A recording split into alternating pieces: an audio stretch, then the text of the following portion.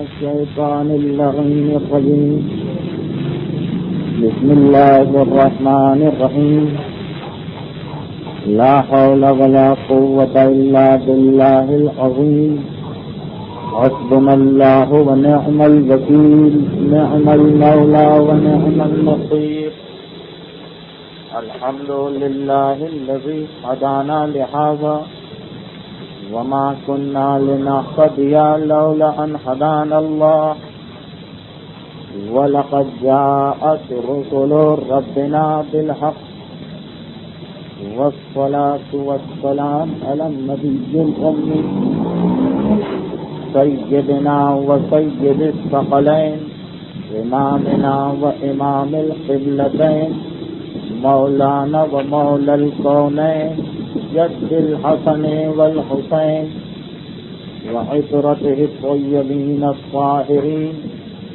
الأئمة الهداة المهديين الراشدين المعصومين المظلومين لا سيما على بقية الله في الأرضين وحجته في العالمين روحي وأرواح المؤمنين لتراب مقدمه الفداء وارث أشرف الأنبياء وسيد الأوصياء عجل اللهم له الفرج وسهل اللهم له المخرج واجعل لنا من أوليائه وأنصاره ولعنة الدائمة ولا أعدائهم أجمعين. گزشتہ ہفتے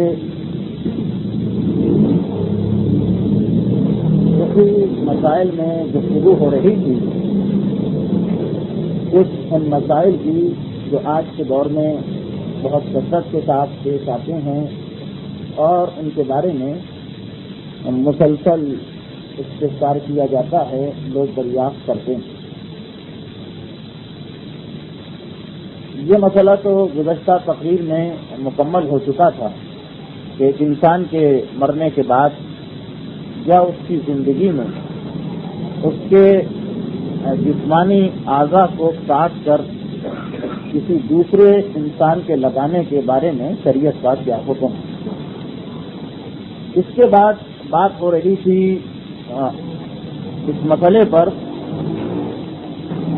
کہ ان طریقوں کا استعمال کرنا جو اولاد کے سلسلے کو روک دیتے ہیں، شریعت میں اس کا کیا حکم ہے.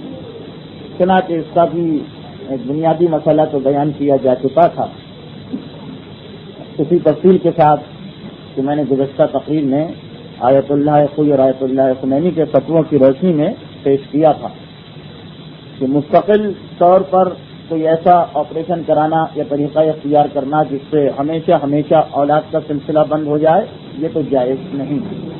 ہاں، عارضی طور پر ہر ایسی چیز استعمال کی جا سکتی ہے جس سے اولاد کے سلسلے کو روکا جائے. اس ضمن میں ایک مسئلہ اور زیر بحث تھا اور اس مسئلے میں آقا خوئی اور آقا خمینی کے فتووں میں اختلاف ہے. وہ مسئلہ یہ ہے، اور یہ مسئلہ عملی طور پر نوجوان حضرات کو کافی پیش آتا ہے.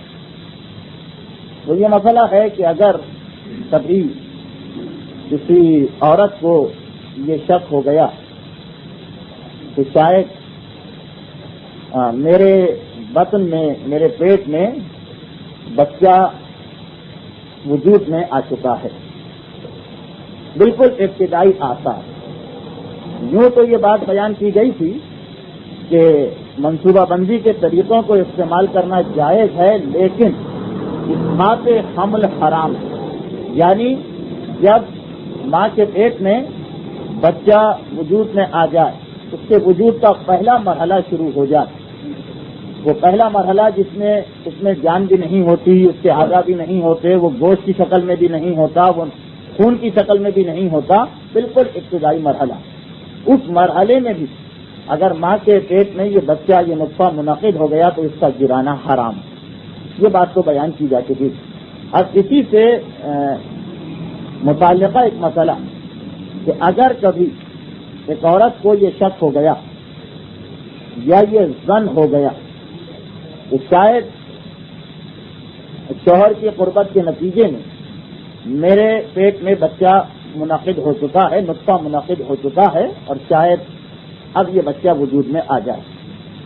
اس قسم کا شک کچھ علامتوں کی بنا پر ہو جایا کرتا ہے۔ مثلا ایام ماہواری میں کسی قسم کا خلل پڑ جائے تو ایک شک ہو جاتا ہے کہ شاید حقیقت میں یہ عورت حاملہ ہونے جا رہی ہے۔ اب اس صورت میں جن کو شریعت وریت کی کوئی پرواہ نہیں تو صاف طور پر ایسی گولی وغیرہ کھا لیتے ہیں کہ جس سے اگر کوئی پیٹ کے اندر بچے کے پیدا ہونے کے آثار ہیں تو وہ سارے آثار ختم ہو جائیں۔ لیکن بعض اوقات لوگ یہ مسئلہ پوچھتے ہیں کہ کیا ایسی گولی کھانا یا ایسی دوا کرنا جائز ہے یا جائز ہے؟ تو مسئلہ پھر سن لیجئے کہ کسی وجہ سے ایک عورت کو یا اس کے شوہر کو یہ شک ہو گیا کہ اس ماں کے پیٹ میں بچہ نطفہ منعقد ہو چکا ہے اور یہ رفتہ رفتہ کر کے بچہ اپنی پوری شکل و صورت اختیار کر لے گا۔ تو ابتدائی اسٹیج میں پہلے مرحلے کے اندر اب کیا عورت کوئی ایسی گولی وغیرہ کھا سکتی ہے کہ جس سے اس کا ارادہ یہی، کیونکہ ابھی اس کو شک ہے، یقین تو ہے نہیں، اس کا ارادہ یہی کہ اگر واقعاً اگر اس شک میں کوئی حقیقت ہے اور پیٹ میں بچہ منعقد ہو چکا ہے تو ٹھیک ہے، میں نے گولی کھائی ہے تو بچہ گر جائے، اور اگر کوئی ایسی چیز نہیں ہے، وہ میرا شک غلط تھا کہ ایک گولی ہے وہ 4 آنے کا نقصان صحیح، تو کیا اس خیال کے تحت جبکہ اسے شک کہ شاید میرے پیٹ میں نطفہ منعقد ہو گیا، یعنی بچہ اپنے پہلے اسٹیج میں آ چکا، وہ ایک گولی استعمال کرنا چاہتی جس سے اس کا صرف خیال یہی کہ اگر میرا شک حقیقت پر مبنی ہے تو اس گولی سے مجھے فائدہ پہنچے اور وہ نطفہ جو ہے وہ ظاہر ہو جائے، اور اگر میرا شک غلط ہے، ایسی کوئی بات نہیں، تو ایک گولی ہے، اس کا نقصان ہو جائے گا۔ اب اس سلسلے میں آقا سوئی کا تو یہ فتویٰ ہے کہ اس شک کی حالت میں عورت ایسی گولی کھا سکتی ہے اور اس سے اس کو کسی قسم کا کوئی گناہ نہیں ملے گا۔ یعنی اگر حقیقت میں بھی وہ نطفہ منعقد تھا اور اس گولی کے کھانے کی وجہ سے وہ گر گیا تو چونکہ اس نے شک کی حالت میں اس گولی کو کھایا اس لیے اس پر کوئی گناہ اور کوئی دیا وغیرہ نہیں۔ اور آیت اللہ خمینی کا فتویٰ یہ ہے کہ نہیں، اس شک کا بھی خیال رکھا جائے گا اور عورت اس شک کی حالت میں ایسی کوئی گولی نہیں کھا سکتی ہے، بلکہ اسے پہلے یہ تحقیق کرنا پڑے گی کہ میرا شک کس حد تک صحیح ہو غلط۔ تو خلاصہ یہ ہے کہ اگر وہ مقلدہ آقا خوئی کی تو ایسی حالت میں جب خالی شک کی منزل ہے وہ ایسی گولی استعمال کر سکتی، اور اگر وہ تقلید آقا خمینی کی کر رہی تو اس شک کی حالت میں بھی اس کے لیے ایسی گولی کا استعمال کرنا جائز نہیں جس سے اگر اس کے پیٹ میں بچہ منعقد ہوا تو وہ گر جائے۔ البتہ یہ بات ہو رہی ہے شک کی یا ظن۔ اگر یقین ہے کہ میرے پیٹ کے اندر بچہ منعقد ہو چکا ہے تو اس صورت میں تو وہ کسی کی بھی تقلید کرے، اس کے لیے ایسی گولی یا ایسی دوائی کا استعمال جائز نہیں۔ یہ تو ہو گئے مسائل آج مکمل، وہ جو زیادہ پیش آ سکتے ہیں مسائل منصوبہ بندی کے متعلق۔ اور اب اسی سے متعلقہ جدید زمانے کا ایک مسئلہ اور آتا ہے، اور وہ مسئلہ آج کے دور میں الکوہل کا بڑھتا ہوا استعمال۔ یہ بھی آج کے دور کا ایک بڑا اہم مسئلہ ہے۔ یہ الکوہل جس کے بارے میں کہا جاتا ہے کہ یہ شراب ہے، جو لوگ کہتے ہیں کہ دواؤں میں شراب، ہر دوا کے اندر شراب شامل ہے، پھر یہ وارنش یا روغن وغیرہ جو کیا جاتا ہے اس کے اندر بھی اس الکوہل کو شامل کیا جاتا ہے۔ بعض لوگ کہنے کو آتے ہیں یہ جو آج کے دور کے مشروبات ہیں، یہ کوکو کولا اور پیپسی کولا اور پاک کولا اور آرسی کولا، اس کے اندر بھی الکوہل شامل ہے۔ اور اسی طریقے سے بعض بہت محتاط لوگ جب کسی ڈاکٹر کے پاس علاج کے لیے جاتے ہیں اور ان کے انجیکشن لگایا جاتا ہے تو انجیکشن لگانے سے پہلے وہ جو اسپرٹ ملی جاتی ہے جسم کے اس حصے پر جہاں پر اس سوئی کو داخل کرنا، لوگ اس سے بھی احتیاط کرتے ہیں اور کہتے ہیں کہ نہیں، بغیر اس کے ہی ہمیں انجیکشن لگایا جائے۔ تو یہ ایک آج کا اہم مسئلہ ہے، پیش آنے والا مسئلہ۔ اب یہ دوسری بات ہے کہ ہم اپنی زندگی میں عام طور پر ان چیزوں کی کوئی احتیاط نہیں کرتے ہیں، لیکن کم از کم فقہ کا مسئلہ تو بیان کر دیا جائے۔ اور اسی مسئلے کی ایک شاخ وہ مسئلہ کہ جہاں پہ لوگ احتیاط نہیں کر سکتے ہیں لیکن یقین بھی نہیں کرتے ہیں، وہ یہ کہ جو آج کل مختلف قسم کے عطر یا سینٹ وغیرہ آ رہے ہیں، اس کے اندر ان میں سے ہر ایک کے اندر اسپرٹ کسی نہ کسی حیثیت سے شامل ہوتی ہے۔ چنانچہ ایک عام تصور یا خیال، اب تو خیر کافی حد تک یہ کم ہو گیا ہے مسائل جاننے کی بنا پر، یہی تھا کہ یہ سینٹ کے اندر کیونکہ نجاست ہے، وہ الکوہل ہے، اسپرٹ ہے، اس لیے وہ نجس ہے، نجس ہونے کی بنا پر اسے لگا کر نماز وغیرہ اگر پڑھی جائے تو یہ جائز نہیں۔ تو یہ مسئلہ ایک ہی ہے الکوہل کا، جس کے یہ مختلف استعمالات ہیں، جس میں سے ہر ایک میں مسئلہ پیش آتا ہے۔ تو آج کے علماء کا جو فتویٰ ہے، یعنی آقا خوئی اور خمینی کا، وہ آپ کے سامنے پیش کر دیا جائے۔ یہ الکوہل جو دواؤں میں ڈالا جاتا ہے یا مختلف قسم کی مشروبات میں ڈالا جاتا ہے، یا یہ وارنش وغیرہ میں اس کو ڈالا جاتا ہے، یا جوتے کی پالش میں اسے استعمال کیا جاتا ہے، یا اسے مختلف قسم کے عطر اور سینٹ وغیرہ میں استعمال کیا جاتا ہے، اس الکوہل کے بارے میں علماء کا فتویٰ ہے کہ یہ پاک بھی ہے اور حلال بھی، لیکن اس مسئلے کو واضح کرنے کے لیے فقہ کا ایک مسئلہ اور بیان کرنا پڑے گا۔ نشہ لانے والی چیز، جو انسان کو نشہ پیدا کرتی ہے چیز، اس کا استعمال تو حرام ہے پینے کی حد تک۔ ہر وہ چیز جو انسان کو نشے کی حالت میں لے جائے، اس کا پینا حرام ہے۔ یہ دو الگ الگ مسئلے ہیں جن کو آپس میں ملا دیا جاتا ہے، جس کی وجہ سے مسئلے کے سمجھنے میں بڑی پریشانی ہو جاتی ہے۔ یہ جو مثلا شراب کو لے لیجیے یا الکوہل کو یا اسپرٹ کو یا کسی چیز کو بھی لے لیجیے، پاک اور نجس ہونا یہ ایک الگ مسئلہ ہے، اور حلال و حرام ہونا وہ ایک الگ مسئلہ ہے۔ حلال و حرام کا تعلق ہے پینے سے، تو پینا آپ کے لیے جائز ہے یا جائز ہے، اور پاک و نجس کا تعلق دوسری چیز سے، کہ اگر وہ جسم یا کپڑوں پر لگ گیا تو اسے پانی ڈال کر پاک کرنا پڑے گا یا نہیں پاک کرنا پڑے گا۔ یہ ضروری نہیں کہ جو شراب بھی حرام ہو شریعت میں وہ نجس بھی، نشے والی جو چیز حرام ہو وہ نجس بھی نہیں۔ یہ ممکن ہے کہ ایک چیز حرام ہو اس کا استعمال، لیکن شریعت کے اعتبار سے وہ پاک۔ تو اب اس کا مسئلہ یہ کہ ہر نشے والی چیز کا استعمال حرام ہے، چاہے اس کی اتنی کم مقدار استعمال کی جائے جس سے عام طور پر کسی کو نشہ نہیں آتا، تب وہ کم مقدار بھی حرام ہوگی اگر وہ چیز نشے والی۔ چنانچہ اس کے اندر شراب سے لے کر وہ تمام نشے آ جاتے ہیں جو آج کل استعمال کیے جا رہے ہیں، چاہے وہ چرس کی صورت میں ہو، وہ بھنگ کی صورت میں ہو، وہ افیم کی صورت میں ہو، وہ ہیروئن کی صورت میں ہو، وہ LSD کی صورت میں ہو، وہ راکٹ کی صورت میں ہو، یا وہ شراب کی صورت میں ہو، یا بیئر کی صورت میں۔ نشے والی ہر چیز شریعت میں حرام ہے اس کا پینا۔ البتہ وہ نشے والی چیز جو سیال ہے، مایا بہتی ہے، بنیادی طور پر بہنے والی چیز، وہ حرام بھی ہے اور نجس بھی ہے۔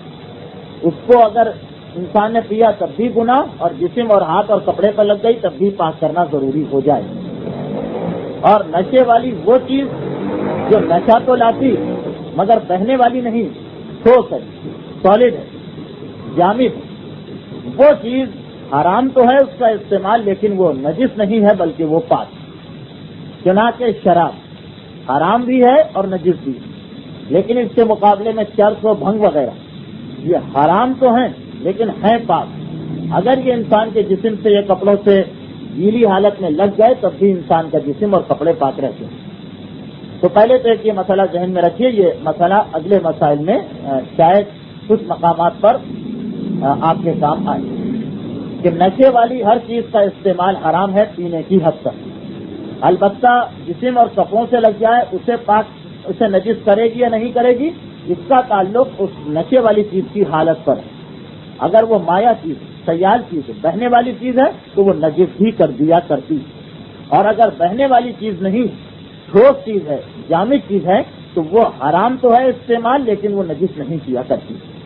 اب آئیے اسپرٹ کے مسئلے، اس میں وہی دو مسئلے ہوتے ہیں۔ پہلا مسئلہ یہ کہ یہ پاک ہے یا نجس، اور دوسرا مسئلہ یہ کہ اس کا استعمال حلال ہے یا حرام پینے کی حد تک۔ تو جہاں تک اس کی نجاست و طہارت کا تعلق ہے، موجودہ جتنے مرجع ہیں سارے کے سارے اس چیز پر متفق کہ یہ الکوہل جو دواؤں میں ڈالی جائے یا ضروریات زندگی پر جو روغن کیا جاتا ہے، وارنش کی جاتی ہے، اس وارنش میں ڈالی جائے یا بوٹ پالش میں ڈالی جائے یا انجیکشن لگانے سے پہلے اور بعد میں جسم پر لگائی جائے، یہ الکوہل پاک ہے، اور اس کے جسم اور کپڑے سے لگنے کے بعد انسان ایسا ہی پاک رہتا ہے جیسا پاک پہلے تھا۔ اس کی نجاست و طہارت کا تو کوئی مسئلہ نہیں ہے، بالکل پاک۔ چنانچہ اس میں سے کچھ باتیں آپ کے لیے بڑی عجیب ہوں گی، اس لیے کہ کبھی آپ نے غور نہیں کیا ہوگا، لیکن اس مجمع میں ایسے لوگ بھی وہ چاہے بہت کم جو بڑی احتیاط کیا کرتے ہیں، چنانچہ مسئلہ سب کے لیے ہوتا ہے۔ چنانچہ بہت احتیاط کرنے والے لوگ ایسے ہیں جو اس قسم کی کرسی یا میز پر یا دروازے پر یا کھڑکی پر ہاتھ بھی نہیں لگاتے جس کے اوپر وارنش کی گئی، اس لیے کہ اس میں الکوہل شامل ہے، الکوہل اگر ٹکرا گئی تو انسان نجس ہو سکتا ہے۔ اور اسی طرح جیسے میں نے بتایا کہ وہ اسپرٹ لگانے سے انکار کر دیتے ہیں جب ڈاکٹر ان کے یہاں انجیکشن لگانا چاہتا ہے۔ تو جہاں تک نجاست کا تعلق ہے تو یہ تو بات یقینی ہے کہ یہ بالکل پاک ہے۔ چنانچہ ہر قسم کا سینٹ، اس میں کسی قسم کا بھی الکوہل شامل، وہ انسان کے لیے بالکل پاک ہے، اور جب پاک ہے تو اسے لگا کر نماز بھی پڑھی جا سکتی ہے اور اس نماز میں کسی قسم کا خلل نہیں ہوگا۔ اب آئیے پینے کی بات، پاک کی بات تو ہو کہ یہ پاک ہے۔ چنانچہ جہاں جہاں یہ الکوہل استعمال کیا جائے اس کو آپ اس چیز کو ہمیشہ آپ پاک سمجھیں اور اس کے بعد اسے دوبارہ پاک کرنے کی ضرورت نہیں۔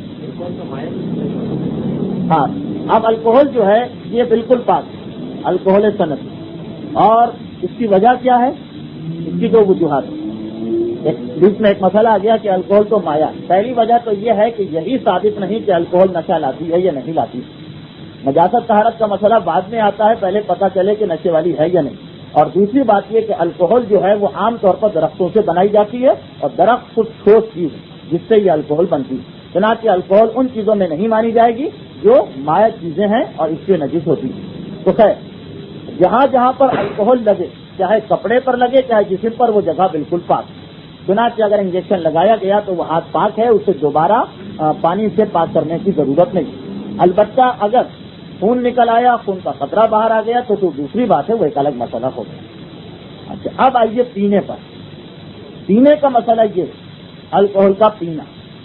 اگر الکوہل کسی چیز میں ڈال دی گئی، الکوہل جو ہے وہ کسی چیز میں ڈال دی گئی اور اس طرح سے ڈالی گئی، اس طرح سے ملائی گئی کہ اس میں مل کر گھل کر بالکل ختم ہو چکی، اب اس کا الگ سے کوئی وجود نہیں رہا، بالکل اس میں مل گئی ہے، اس چیز میں اس کا جز بن گئی ہے اور اس کا خاتمہ ہو گیا اس الکوہل کا، اس صورت میں بھی اس چیز کا پینا بالکل جائز ہے۔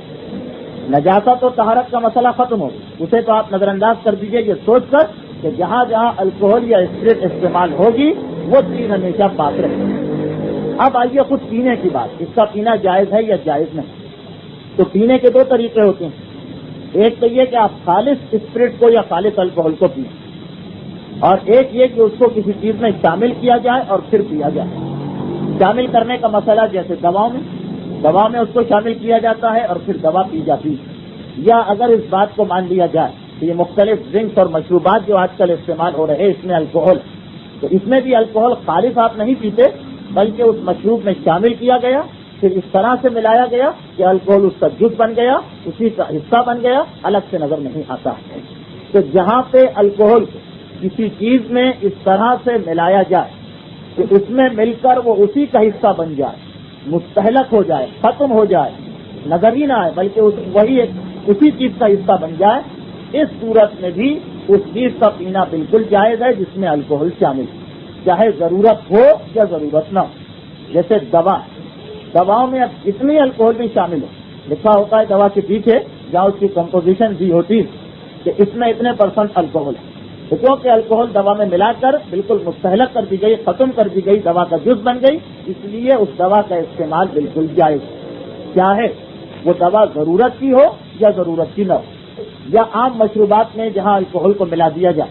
اب یہ مشروبات ضروری نہیں ہے کہ انسان یہ پیپسی کولا یا پاکولا پی، لیکن پھر بھی اگر اس نے الکوہل پی بھی اور اس میں ملا کر وہ ختم کر دی گئی تو اب اس کا استعمال بھی بالکل جائز ہے، اس میں کسی قسم کی احتیاط وغیرہ بھی نہیں۔ یہ دوسرا مسئلہ۔ اب تیسرا مسئلہ آتا ہے کہ ہاں، اگر الکوہل خالص حالت میں الگ سے رکھی دواؤں میں نہ ملائی جائے, یہ مشروبات میں نہ ملائی جائے, بلکہ الکوہول یا اسپرٹ الگ سے رکھی گئی. اس صورت میں آقا کوئی یہ لکھتے ہیں کہ اس صورت میں اس کا پینا اشکال ہے. فتویٰ نہیں دیا, اشکال کہ خالص الکوہل کو, خالص اسپرٹ کو پینے میں اشکال ہے. یعنی اس مسئلے کے اندر آپ احتیاط کریں گے. البتہ اگر کوئی اور مجتہد اجازت دے دے تو آپ آقا کوئی کی تقلید کرتے ہوئے بھی اس کی جانب رجوع کر سکتے ہیں. اور آقا خمینی کہتے ہیں کہ خالص اسپرٹ بھی, خالص الکوہل بھی, اگر یہ معلوم ہو جائے کہ یہ نشہ لانے والی ہے اور شروع سے مائع حالت میں ہے, تب تو اس کا استعمال حرام ہے, ورنہ اس کا استعمال بھی حرام نہیں. خالص حالت میں بھی اس کو پیا جا سکتا ہے. البتہ جس سے معلوم ہو گیا کہ یہ نشہ لاتی ہے, پہلی شرط, اور دوسری شرط یہ, بلکہ خالی نشہ لاتی ہے یہ شرط بھی کافی, جس کو یقین ہو جائے کہ یہ خالص اسپرٹ جو ہے یہ نشہ لے کے آئے گی, خالص الکوہل, اس کے لیے تو اس کا استعمال حرام ہے. جسے پتہ نہ ہو اس کے لیے اس کا استعمال جائز. اور آیت اللہ یقین نے خالی اشکال کہہ کے اس بات کو ختم کر دیا. لیکن دواؤں کا اور باقی چیزوں کا مسئلہ وہ تو بالکل صاف اور بالکل حل شدہ ہے. یہ دو مسئلے ہوئے جو آج ہم نے بیان کیے, ایک یہ فیملی پلاننگ کا مسئلہ اور ایک الکوہل کا مختلف جگہوں پہ استعمال.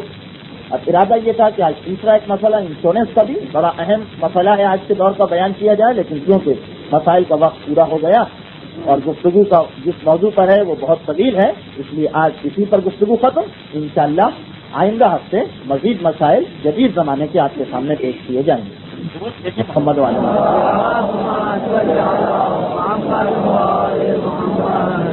ناصران اسلام کے سلسلے میں آج ہماری یہ چھٹی گفتگو حضرت ابو ذر غفاری کے سلسلے میں اسی مقام سے شروع ہوگی جہاں تک گزشتہ منگل کو گفتگو کا سلسلہ پہنچا تھا.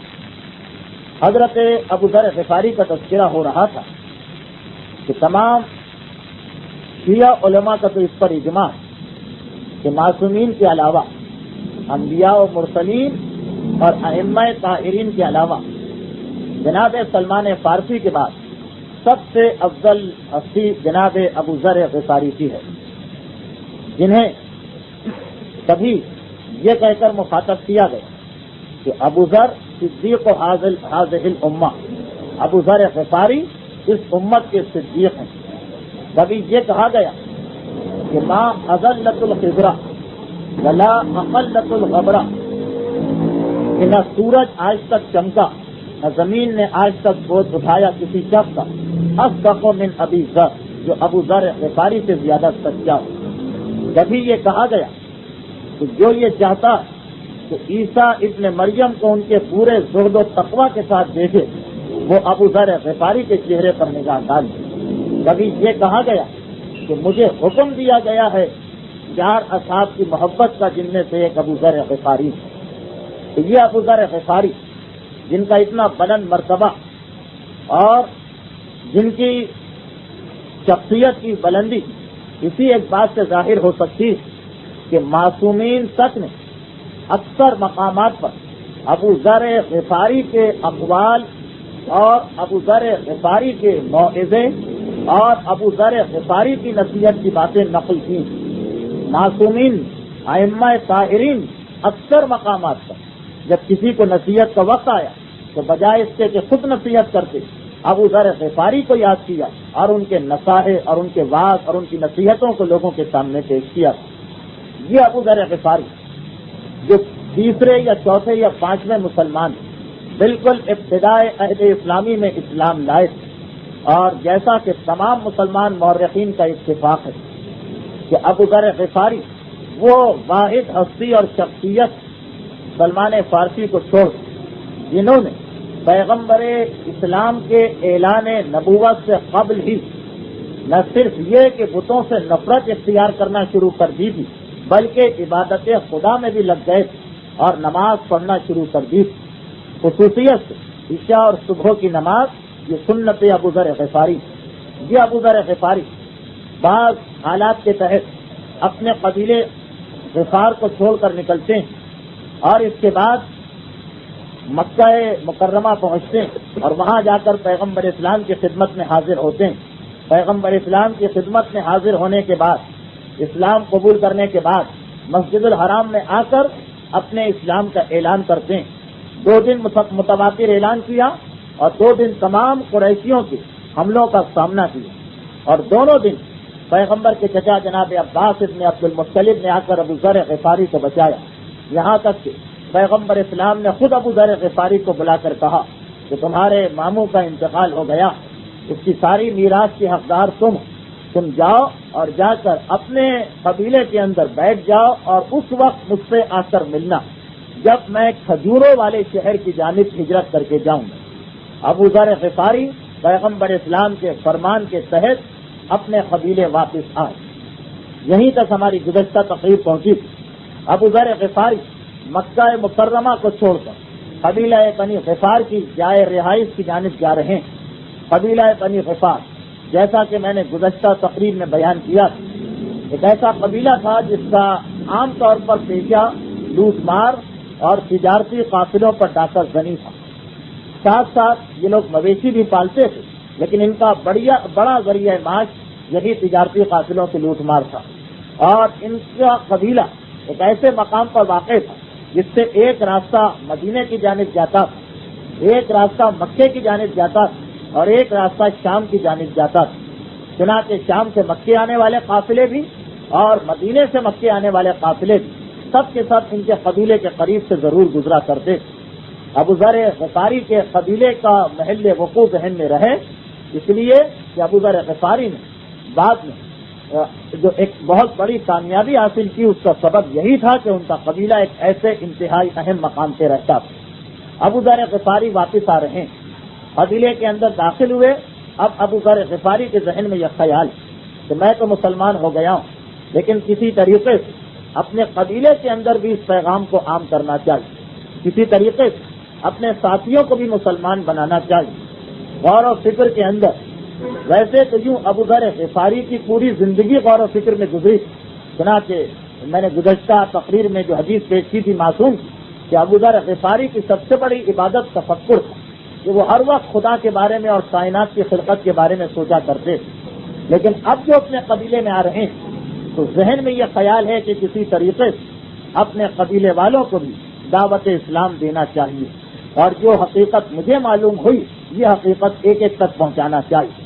قبیلے میں داخل, ان کا قبیلہ کیونکہ ایک ایسا قبیلہ تھا جس کا کام ڈاکہ زنی تھا, اور اسی لیے یہ قبیلہ کسی ایک جگہ کر نہیں رہ سکتا, رہتا ایک ہی علاقے میں تھا لیکن مکان وغیرہ بنا کر نہیں رہ سکتے, ورنہ عربوں کے لیے اس قبیلے کا خاتمہ کرنا بڑا آسان ہوتا. سارے کے سارے قافلے والے مل کر اگر کبھی حملہ کرتے تو خاتمہ ہو جاتا. چنانچہ ان کا قبیلہ خانہ بدوش تھا, یعنی وہ خیمے لگا کر بیٹھا کرتے, آج یہاں کل وہاں پرسوں وہاں, ایک ہی علاقے میں رہتے لیکن کوئی ایک مستقل مقام نہیں تھا. ابو ذر غفاری اپنے قبیلے میں داخل, سب سے پہلے ملاقات اپنے سگے بھائی انیس سے ہوئی. انیس کو معلوم تھا کہ میرا بھائی کہاں گیا ہوا, بلکہ اگر گزشتہ منگل کی تصویر یاد تو انیس ہی وہ شخص تھے جو ابو ذر سے پہلے گئے تھے مکہ اور پیغمبر اسلام سے ملاقات کر کے اور اعلان رسالت کو سن کے واپس آئے. انیس سے ملاقات ہوئی. انیس بڑے پریشان تھے کہ ایک طویل عرصہ گزر گیا, میرے بھائی کو گئے ہوئے اب تک پلٹ کے واپس نہیں آیا. اپنے بھائی ابو ذر کو آتے دیکھا, خوشی سے کھیلو. بھائی میں بات چیت ہوئی اور ابو ذر غفاری نے اپنے بھائی انیس کو قائل کر دیا کہ یہ بت جھوٹے خدا جن کے پاس کوئی طاقت و اختیار نہیں, حقیقی اور اصلی خدا کوئی اور.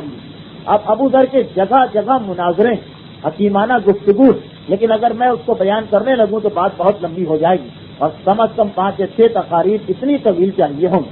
چنانچہ بہت مختصر کرتے کہ انیس نے اپنے بھائی کی بات سنی اور پہلے شخص تھے جنہوں نے ابو ذر غفاری کے ہاتھ سے اسلام قبول کیا. اب دونوں بھائیوں میں مشورہ ہوا کہ چل کے ماں تک یہ پیغام پہنچانا چاہیے. چنانچہ دونوں خیمے سے نکل کر خیمے کے صحن میں آئے. ابو ذر غفاری کی ماں بیٹھی ہوئی اور آسمان کی جانب دیکھتے ہوئے بڑبڑا رہی, میرا بڑھاپا آ گیا, آخری وقت قریب آ پہنچا, میری طاقتیں جواب دی جا رہی, میری عقل زائل ہوتی چلی جا رہی, اور میرا بیٹا ابو ذر ایسا گیا ہے کہ اب تک پلٹ کے نہیں آیا. پتا نہیں میں مرنے سے پہلے اس کو دیکھ بھی سکوں گی یا نہیں.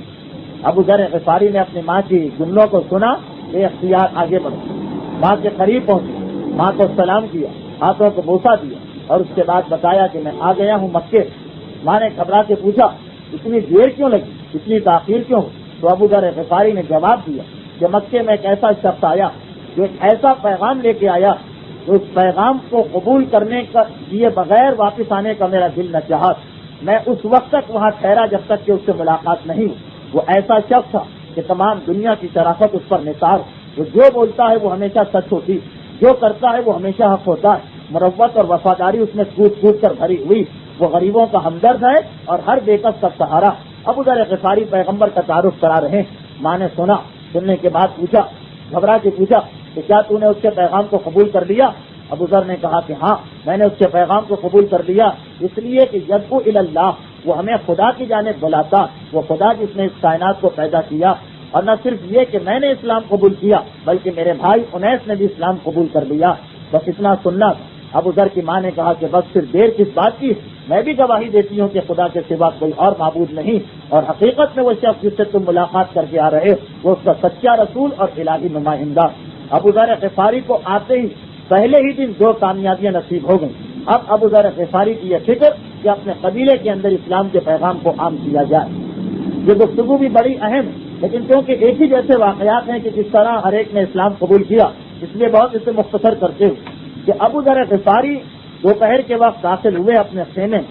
شام تک اپنی ماں اور بہن کو مسلمان کیے اور اس کے بعد اپنے خیمے کے اندر جا کر لیٹ گئے, باہر نہیں نکلے. ابو ذر غفاری خیمے میں لیٹے اور چاروں طرف جو خیمے لگے ہوئے ہیں, شام رات کا وقت آ چکا, جگہ جگہ آگ جلا ہوئے نوجوان اور بوڑھے بیٹھے, مختلف موضوعات پر بات چیت ہو رہی. جوانوں کا موضوع ابو ذر غفاری, اس لیے کہ ابو ذر غفاری اپنے قبیلے کے سب سے شجاع اور سب سے دلیر شخص اور نوجوانوں کے ہیرو تھے. پورے قبیلے کے نوجوان ابو ذر غفاری کو مانتے کہ ان کی شجاعت کا اور بہادری کا جواب نہیں.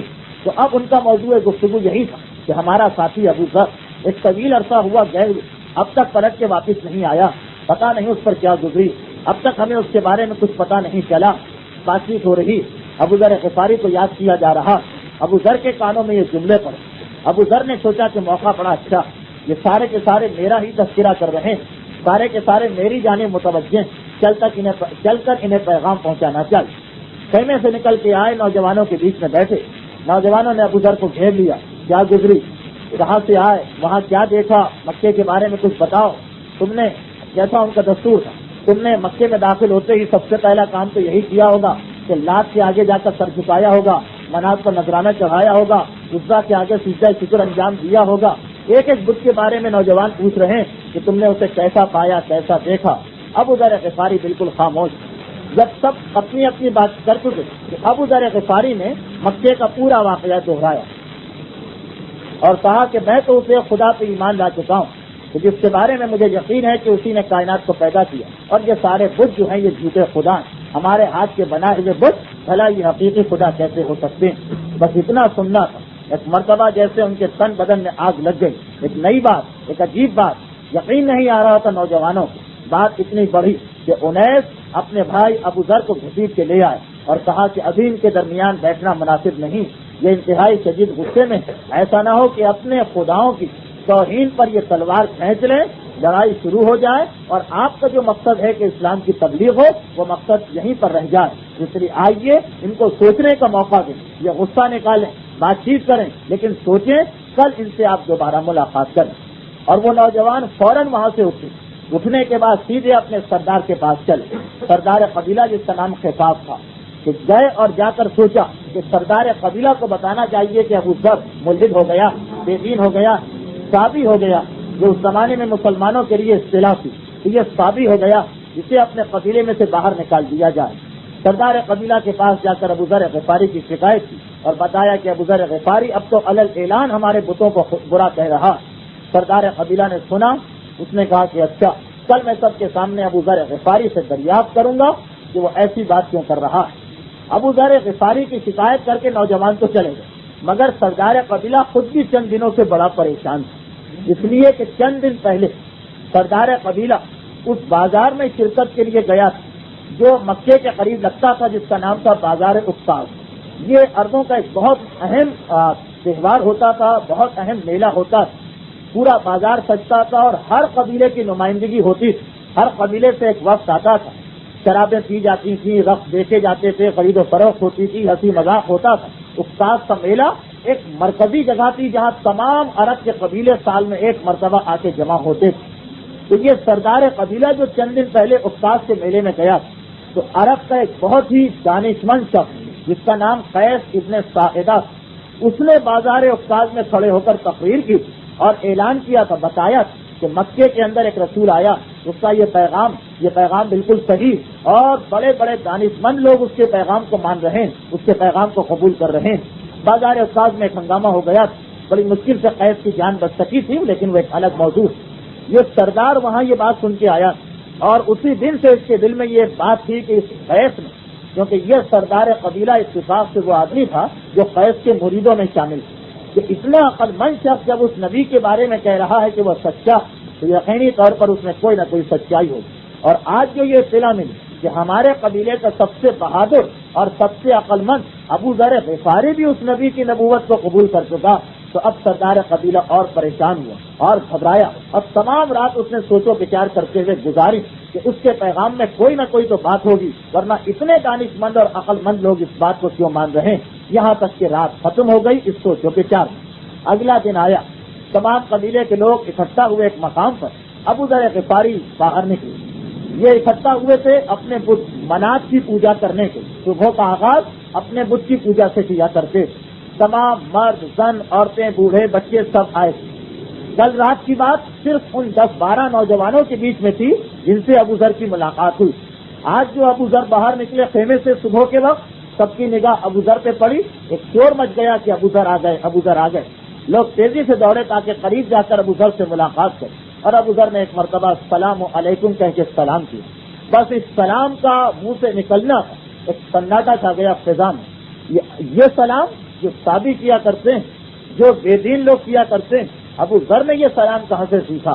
اب سارے بوڑھے، سارے نوجوان ابو ذر پہ ٹوٹ پڑے کہ ابو ذر یہ تم نے کیسا سلام کیا؟ کیا تم بے دین ہو گئے؟ کیا تم نے خداؤں کو ماننا چھوڑ دیا؟ سردار قبیلہ کو بلایا گیا اور سردار قبیلہ کے سامنے ابو ذر غفاری نے پوری تقریر کی، جس میں اپنے پورے قبیلے کو خطاب کیا، اور خطاب کرتے کرتے اس تقریر کے بیچ یہ واقعہ بھی بتایا کہ سچے معنوں میں، صحیح معنوں میں ابو ذر غفاری کے دل میں بتوں کی نفرت کب سے پیدا ہوئی. گزشتہ منگل کو میں نے 2-3 واقعات بتائے کہ ابو ذر غفاری جب اس سوچ میں تھے کہ بت جھوٹے ہیں، اور پھر وہ قحط کی حالت میں وہ منات کے بت کے پاس گئے تھے، وہاں 3-4 واقعے انہوں نے اور سنے تھے، تب ان کو پورا یقین ہو گیا. لیکن آغاز کہاں سے ہوا تھا ابو ذر کے دل میں؟ حقیقی خدا کی خدائی کا اور بتوں کے جھوٹے خدا ہونے. تو ابو ذر غفاری کی بڑی لمبی تقریر اور اسے بیان کیا جا سکتا تھا، لیکن بہت وقت گزر جائے گا. بس اس کا ایک واقعہ کہ ابو ذر غفاری صحیح معنوں میں کب سے یہ سوچ رہے تھے کہ یہ بت جھوٹے ہیں.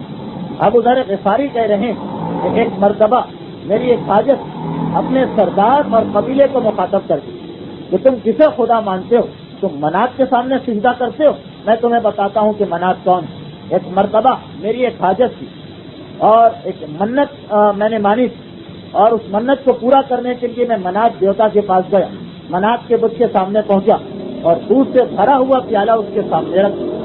میں نے دیکھا کہ ادھر وہ دودھ سے بھرا ہوا پیالہ میں رکھ کر پیچھے ہٹا، اتنے میں ایک لومڑی صحرا سے نکل کے آئی، اس دودھ کو اس نے پی لیا، اور پینے کے بعد منات کے بت پر پیشاب کیا اور پیشاب کر کے چلی گئی. جس وقت میں نے یہ منظر دیکھا، ابو ذر نے اپنے 2 شعر سنا کہ میں نے فوراً یہ شعر کہا کہ یہ کیسا خدا کہ جس کا چڑھاوا، جس کا نذرانہ، جس کی چیز ایک معمولی لومڑی چرا کر لے جائے اور وہ کچھ نہ کر سکے، اور یہ کیسا خدا کہ جس پر جنگلی جانور آ کے پیشاب کریں اور وہ اس قابل بھی نہ ہو کہ انہیں اپنے سے دور کر سکے. جب سے میں نے منات دیوتا کی حالت دیکھی، میرے دل میں یقین ہو گیا کہ سب جھوٹے ہیں، سب غلط ہیں. جو اتنا بے کس و لاچار ہو سکتا ہے وہ کائنات کو پیدا نہیں کر سکتا. اور اس کے بعد جفاف کے سامنے اور قبیلے کے سامنے ابو ذر نے پوری تقریر، اور جب تقریر ختم ہوئی قبیلے کے لوگ بگڑے بیٹھے کہ ابھی سردار حکم دے اور ابھی ہم ابو ذر کی گردن کو اڑا دیں. لیکن رات بھر کی سوچ و بچار اور اس وقت کی تقریر، سردار نے اعلان کیا کہ ابو ذر غفاری کے ساتھ ساتھ میں بھی مسلمان ہونے کا اعلان کرتا ہوں. بس سردار قبیلہ کا اعلان اس طرح ہوا پر اس نے بھی سوچا کہ لڑائی کرنے کا کیا فائدہ. اس نے ابرہہ کو یمن کا حاکم مقرر کر دیا اپنے مقام. ابرہہ یمن کے اندر زندگی گزار رہا ہے، رفتہ رفتہ اسے طاقت ملتی جا رہی ہے. یہاں تک آدھے ارب کا مالک بن گیا، لیکن وہ ایک عجیب بات دیکھا کرتا خود عیسائی تھا، ایک عجیب بات دیکھا کرتا کہ میری مملکت میں جتنے بھی عرب قبیلے جب ذوالحجہ کا مہینہ آنے لگتا بنو غفار میں شروع، کیونکہ یہ پہلا قبیلہ بلکہ مدینے کی ہجرت تک یہ واحد قبیلہ تھا کہ جس کے اندر مسلمانوں کی کوئی مخالفت نہیں تھی، آدھے سے زیادہ لوگ مسلمان ہو چکے تھے اور باقی جو لوگ تھے وہ بھی اسلام کے انتظار میں بیٹھے تھے۔ چنانچہ اس قبیلے میں نماز جماعت شروع ہوئی اور سردار قبیلہ جفاف نے نماز جماعت پڑھانا شروع کی اور اس قبیلے میں ایک چھوٹی سی مسجد بھی بنا دی گئی۔ اب یہ اسلام کی پہلی مسجد تو اس لیے نہیں کہی جا سکتی کہ اس وقت تک مسجد بنانے کا حکم اور اس کا طریقہ نہیں آیا، لیکن ان معنوں میں نے مسجد کہا کہ انہوں نے اپنی عبادت کے لیے خدا کے سامنے سر جھکانے کے لیے ایک الگ جگہ مقرر کر دی۔ ابو ذر غفاری یہ دیکھ کر کہ میرا آدھے سے زیادہ قبیلہ اسلام لا چکا، خوشی کے پھولے نہ سما رہے کہ میں اپنے مقصد میں کامیاب ہو گیا ہوں۔ اب اس کے بعد ابو ذر غفاری نکلے اور آس پاس جو قبیلے تھے، قبیلہ اسفان میں گئے، قبیلہ اسلم میں گئے، چھوٹے چھوٹے قبیلے تھے، ان میں بھی اسلام کا پیغام پھیلانا شروع کر دیا اور ابو ذر غفاری کی محنتوں اور سازشوں سے رفتہ رفتہ آس پاس کے قبیلے مسلمان ہونے لگے۔ یہ پہلے مبلغ اسلام ہیں مکے کے باہر، جنہوں نے آہستہ آہستہ اسلام کی تعلیم کو چاروں طرف عام کرنا شروع کر دیا۔ اور اسی زمانے میں ابو ذر غفاری کو اطلاع ملی کہ مدینے کے اندر بہت سے لوگ مسلمان ہو چکے ہیں، بلکہ وہاں تو تلاوت قرآن علل اعلان کی جاتی، عبادت خدا علل اعلان کی جاتی۔ ابو ذر غفاری نے سنا، دل تڑپا کہ مدینے چل کر دیکھنا چاہیے وہاں کے مسلمانوں کی کیا حالت۔ ابھی تک ہجرت نہیں ہوئی تھی، لیکن جیسا کہ اس مجمع کو معلوم ہوگا کہ مدینے کے لوگ انتظار کر رہے تھے، وہ یہودیوں کے قریب تھے، اس لیے ان کو معلوم تھا کہ ایک رسول آنے والا، اور مدینے کے یہودی جن کی کتابوں میں پیغمبر اسلام کی آمد کی پیشین گوئی لکھی تھی، وہ جب مدینے کے بت پرستوں کو دیکھتے تو ہمیشہ تانا دیا کرتے کہ چند دن اور ٹھہر جاؤ، وہ رسول آ جائے جس کا تذکرہ کتابوں میں لکھا ہے، اور یہ بھی لکھا ہے کہ اس کے آنے کے بعد کفر ختم ہو جائے گا، بت پرستی ختم ہو جائے گی۔ چند دن ٹھہر جاؤ، وہ رسول آ جائے، ہم اس کے ساتھ ملیں گے اور تم سب کو ختم کر دیں گے، تمہاری زمینوں پہ قبضہ کر لیں گے اور تم سب کو قتل کر دیا جائے گا، تمہاری عورتیں کنیز بنا لی جائیں گی۔ مسلسل کئی نسلوں سے وہ لوگ یہ تانا سن رہے تھے، چنانچہ ان کو یہ بھی یقین تھا کہ کوئی رسول آنے والا، اور یہ بھی یقین تھا کہ یہودی اس رسول سے ملاقات کرنے کو تیار۔ اب جیسا کہ پہلی تقریر میں نے بیان کیا کہ سال میں ایک مرتبہ تمام عرب کے لوگ مکے میں آتے تھے خانہ کعبہ کا حج کرنے کے لیے، اگرچہ اس زمانے کا حج جو کچھ بھی تھا، بہرحال تمام مکے کے تمام عرب کے لوگ آیا کرتے تھے۔ چنانچہ نبوت کے 10ویں سال مدینے کے کچھ لوگ آئے، یہودی نہیں آئے، اس لیے کہ یہودیوں کا خانہ کعبہ سے کوئی تعلق نہیں تھا، مکے کے مدینے کے بت پرست آئے۔ جب یہاں آئے تو ان کو پتا چلا کہ رسول نے نبوت کا اعلان کر دیا۔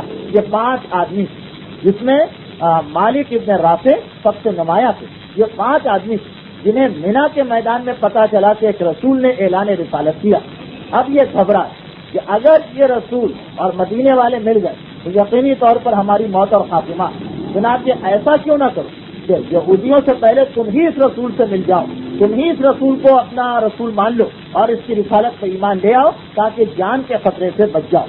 یہ 5 آدمی مینا میں بیٹھے تھے، یہ پتا چلا کہ ایک رسول نے اعلان کیا ہے اور انہوں نے طے کر دیا کہ جیسے ہی اس سے ملاقات ہوگی ہم ویسے ہی اعلان رسالت قبول کر لیں گے۔ پیغمبر اسلام کا گزر ہوا مینا سے، ہمیشہ آج کے موقع پر پیغمبر مینا کے میدان میں آ جایا کرتے تھے۔ پیغمبر اسلام کا گزر ہوا، ان 5 آدمیوں نے ملاقات کی اور کہا کہ ہم اسلام قبول کرتے ہیں۔ پیغمبر نے کہا جاؤ سال بھر تک اور کوشش کرو اور کچھ زیادہ آدمیوں کو مسلمان بناؤ۔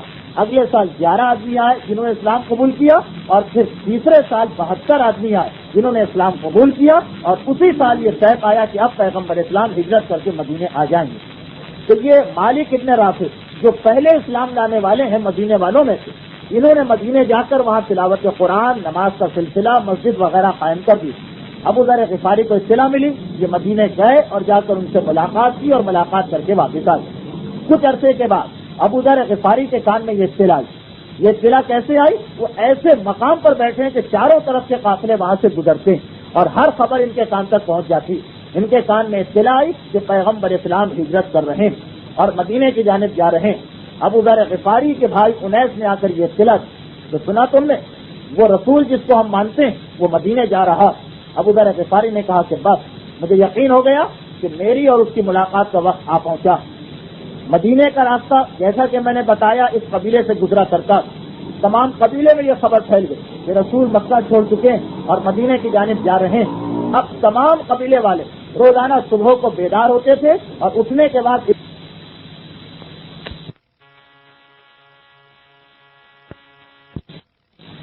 اس لیے کہ روایت یہ تھی کہ جب پیغمبر کا اونٹ آیا تھا تو اونٹ بعد میں پہنچا تھا. اس سے پہلے کچھ روشنی کچھ نور کی شعاعیں اس قبیلے کے اندر پہنچ رہی تھی. اور جب انہوں نے حیران ہو کر دیکھا کہ یہ روشنی کہاں سے آ رہی اور ان کو یہ پتا چلا کہ یہ تو پیغمبر کے چہرے سے نکلنے والا نور, تو وہ آدھا قبیلہ جس نے اب تک اسلام قبول نہیں کیا تھا اسی وقت پیغمبر اسلام کا کلمہ پڑھا, پیغمبر اسلام کی رسالت کو مانا, پیغمبر کا استقبال کیا گیا. پیغمبر نے قبیلہ بنی غفار کو دعا دی غفر اللہ لہا کہ خدا اس قبیلے کی مغفرت کرے, خدا اس قبیلے کو بخشے. ایسے وقت میں انہوں نے پیغمبر کی عزت کی اور اکرام کیا. ایسے وقت میں انہوں نے پیغمبر کا ساتھ دیا کہ جب پیغمبر مہاجر تھے اس وقت تک پیغمبر کا کوئی ٹھکانہ نہیں تھا ظاہری اعتبار سے. چنانچہ پورے قبیلے کو دعا ملی ابو ذر کے نتیجے میں اور پیغمبر اسلام مدینے تشریف لے گئے. میں واقعات کو بہت مختصر کر رہا ہوں. اب ابو ذر غفاری اسی مقام پر موجود اور انہوں نے اس مقام کو چھوڑنا مناسب نہیں سمجھا کیونکہ یہ ایسا مقام تھا کہ شام, یمن, مکہ, مدینے ہر طرف جانے والے کافر یہاں سے گزرا کرتے تھے. ابو ذر بیٹھ کر تبلیغ کیا کرتے تھے. یہ بات آپ کے ذہن میں رہے کہ صبح کا آخری حصہ یہ بڑا اہم ہے, اس میں یہ چیز بہت نمایاں طور پر آئے گی کہ ابو ذر کا کام تھا تبلیغ. ہر ایک کو, آتے جاتے کو, قافلے کو, مسافر کو, تنہا کو, اجتماع کو, جس کو دیکھتے اسے روکتے اور روک کر تبلیغ کیا کرتے تھے. یہاں تک کہ اطلاع ملی کہ 2 ہجری میں جنگ بدر واقع ہوئی. پھر اطلاع آئی کہ اگلے سال 3 ہجری میں جنگ احد ہوئی. پھر اطلاع آئی کہ 2 سال بعد 5 ہجری میں جنگ خندق ہوئی. اور ابو ذر غفاری اپنے کام میں لگے ہوئے. یہ ابو ذر غفاری کی تبلیغ کا نتیجہ تھا کہ لوگ مسلمان بن بن کے مدینے جا رہے تھے. یہاں پر 5 ہجری میں جنگ خندق کے بعد ایک دن ابو ذر غفاری تمام دن تبلیغ کر کے تھکے ہوئے اپنے خیمے میں آئے. تو جس خیمے میں آئے اس کے برابر ہی وہ جگہ تھی جو اس قبیلے نے عبادت کے لیے مخصوص کر لی تھی اور وہاں ایک قبیلے والا بیٹھا ہوا تلاوت قرآن کر رہا تھا اور اتفاق سے وہ آیتیں پڑھ رہا تھا جس میں جہاد کی فضیلت اور مجاہد کا درجہ بتایا گیا. ابو ذر غفاری نے سنا, بے اختیار دل میں یہ خیال پیدا ہوا کہ میں سب کچھ کر رہا ہوں مگر جہاد جیسی اہم عبادت سے میں اب تک محروم ہوں. چنانچہ فوراً یہ تہیہ کر لیا کہ اب مجھے اپنا قبیلہ چھوڑنا ہے, پیغمبر کے پاس جانا ہے تاکہ میں جہاد میں حصہ لے سکوں. اگلا دن آیا, ابو ذر غفاری چلنے کے لیے تیار ہو گئے. ان کے بھائی انیس آئے, کہاں جا رہے ہو؟ جواب دیا میں مدینے کی جانب جا رہا ہوں. پوچھا مدینے کیوں جا رہے ہو؟ جواب دیا 2 وجوہات سے. ایک تو اس لیے کہ مجھے جہاد کا ثواب بھی حاصل کرنا اور دوسرے اس لیے کہ مجھے یاد ہے جب مکے میں میں نے اسلام قبول کیا تھا تو پیغمبر نے مجھ سے کہا تھا کہ تم کھجوروں والی بستی میں آ کر مجھ سے ملاقات کرنا. مجھے یقین ہے کہ یہ مدینے کا تذکرہ ہے. اب میں اسی فرمان رسالت کے عمل کرنے کے لیے مدینہ جانا چاہتا ہوں. انیس نے کہا کب تک کے لیے جا رہے؟ جواب دیا ہمیشہ ہمیشہ کے لیے. آج سے میرا اور تمہارا جو کچھ ملاقات کا تعلق تھا یہ ختم ہوتا ہے. اب میں مدینے سے کبھی پلٹ کے نہ آؤں گا. اس سے کچھ پہلے ابو ذر غفاری کی والدہ انتقال کر گئی. کس سن میں؟ اس کے بارے میں تاریخ خاموش. اور ابو ذر غفاری مدینے آئے اور مدینے آنے کے بعد ابو ذر غفاری خدمت پیغمبر میں رہنے لگے اور آخری وقت تک 11 ہجری تک پیغمبر اسلام کے ساتھ ہر منزل پہ ابو ذر غفاری موجود تھے. اور آنے کے بعد مدینے پہنچنے کے بعد پیغمبر اسلام کی صحبت سے پورا فائدہ ابو ذر غفاری نے اٹھایا. محبت رسول کا ثبوت دیا اس انداز سے کہ جس انداز سے جنگ تبوک کے اندر ابو ذر غفاری کا واقعہ سامنے آتا. لیکن اس سے پہلے ایک واقعہ اور پیش آیا. امت پر اگر اسے کہا جا سکے ابو ذر غفاری کا ایک اور احسان سامنے آیا اور وہ یہ کہ جب یہ مدینے پہنچے تو مدینے پہنچتے ہی آب و ہوا کی تبدیلی کی وجہ سے ابو ذر غفاری بیمار پڑ گئے. ابو ذر غفاری ایک صحرا کے رہنے والے, یہاں مدینہ جس کے چاروں طرف کھجوروں کے درخت, جس کی آب و ہوا, اس کا موسم بالکل علیحدہ تھا. اور ابو ذر غفاری پیغمبر اسلام سے عمر میں 2 سال بڑے تھے. یعنی اس وقت ابو ذر غفاری کی عمر تقریباً 60 سال کے قریب. آب و ہوا کی اس تبدیلی کو برداشت نہ کر سکے اور بیمار پڑ گئے. پیغمبر اسلام نے کہا کہ اے ابو ذر ابھی تم مدینے میں نہ رہو, بلکہ مدینے کے باہر ایک مقام تھا جہاں پر بیت المال کی اونٹنیاں وغیرہ، اگرچہ پیغمبر کے زمانے میں بیت المال نہیں تھا، لیکن جہاد کے نتیجے میں جو جانور پکڑ کر آتے تھے وہ مدینے کے باہر ایک چراگاہ میں چھوڑ دیے جاتے تھے اور وہاں پر وہ رہتے تھے۔ تو پیغمبر نے کہا ابو ذر تم اس مقام پر چلے جاؤ، چند دن وہاں پر رہو، جب تمہاری صحت صحیح ہو جائے، طبیعت ٹھیک ہو جائے، تب تم مدینے واپس آنا۔ ابو ذر غفاری وہاں گئے، کچھ عرصے رہنے کے بعد صحت یاب ہو گئے، ساتھ ساتھ ان کی زوجہ بھی، ان کی بیوی بھی ساتھ ساتھ۔ اب یہ تاریخ کا واقعہ ہے جو میں بیان کیے دے رہا ہوں۔ ابو ذر غفاری صحت یاب ہوئے، ہاتھ جوڑے، اللہ کے رسول میرا قصور بتا دیجیے، میری غلطی بتا دیجیے۔ کہا کہ اے ابو ذر غفاری، کیا اب تک تم میں سے جاہلیت کی خوشبو نہیں نکلی ہے؟ تم نے بلال کو اس کی ماں کا کھانا کیسے دیا؟ کیا تمہیں نہیں پتا؟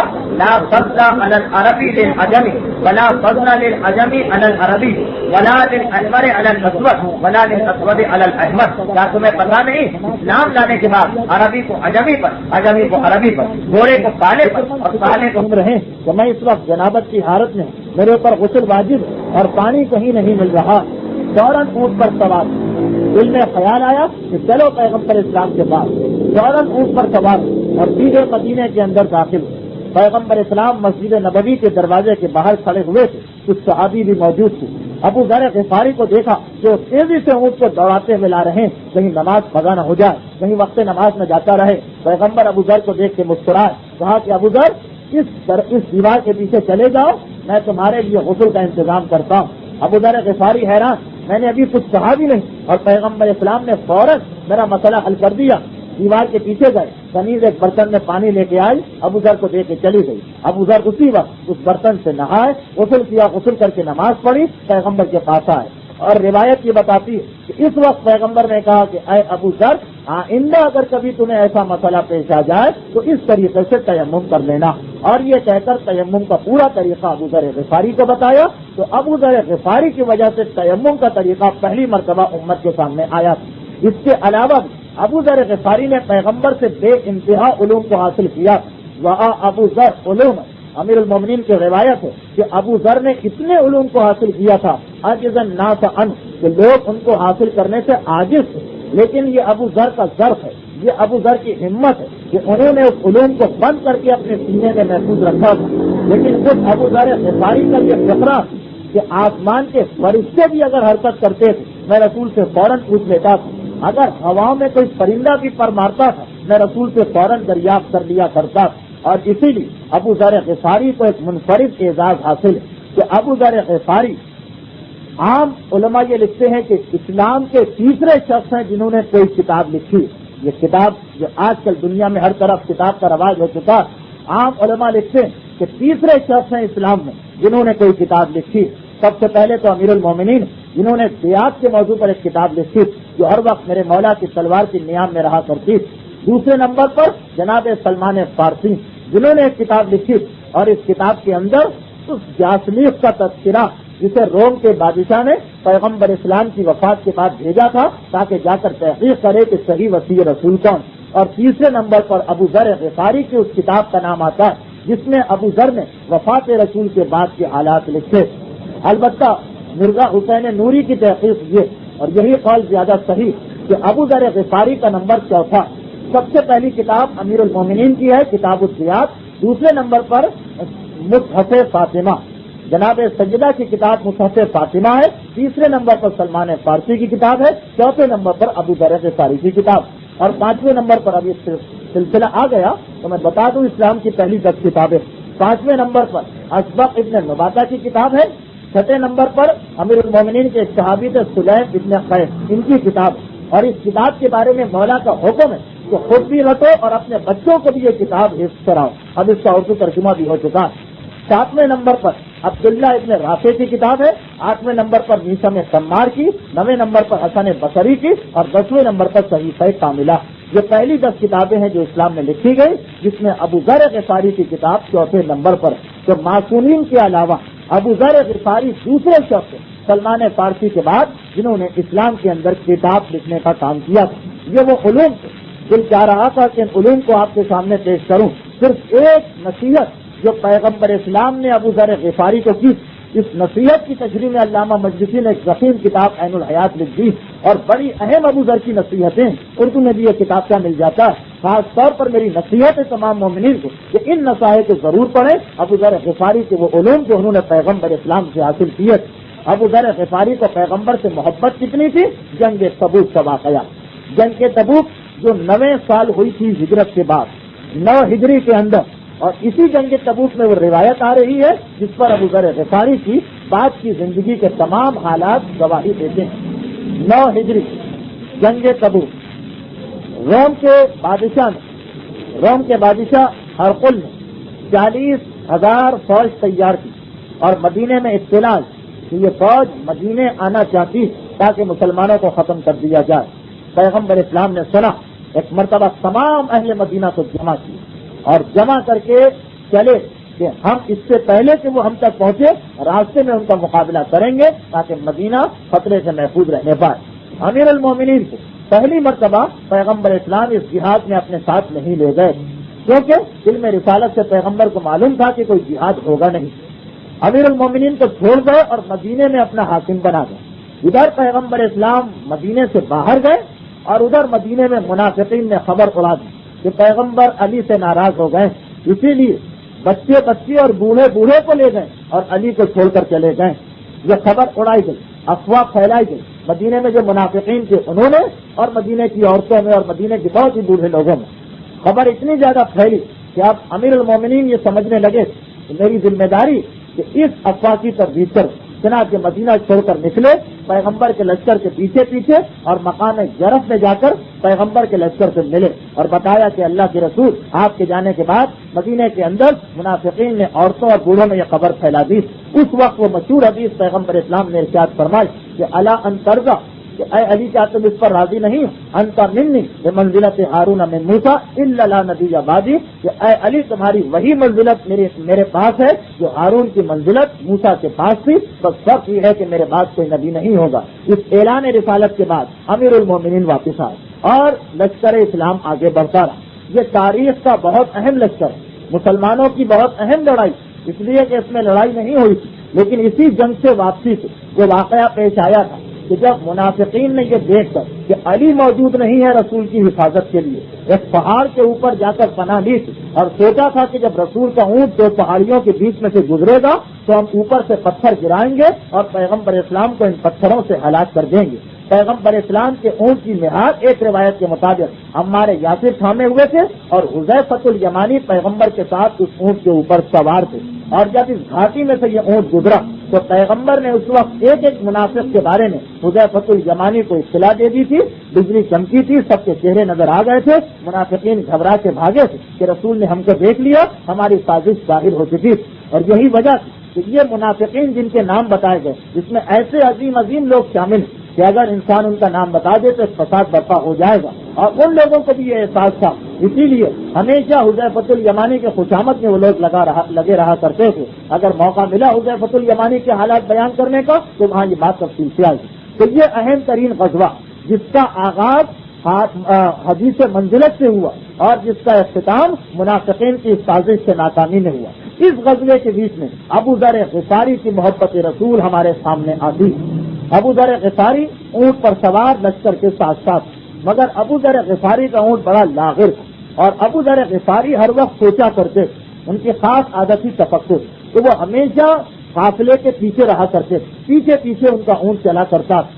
یہاں تک کہ ایک مرتبہ تو ایسا ہوا کہ اونٹ بہت سست پڑ گیا, ابو ذر کی توجہ ہٹ گئی اور یہ لشکر بہت دور نکل گیا.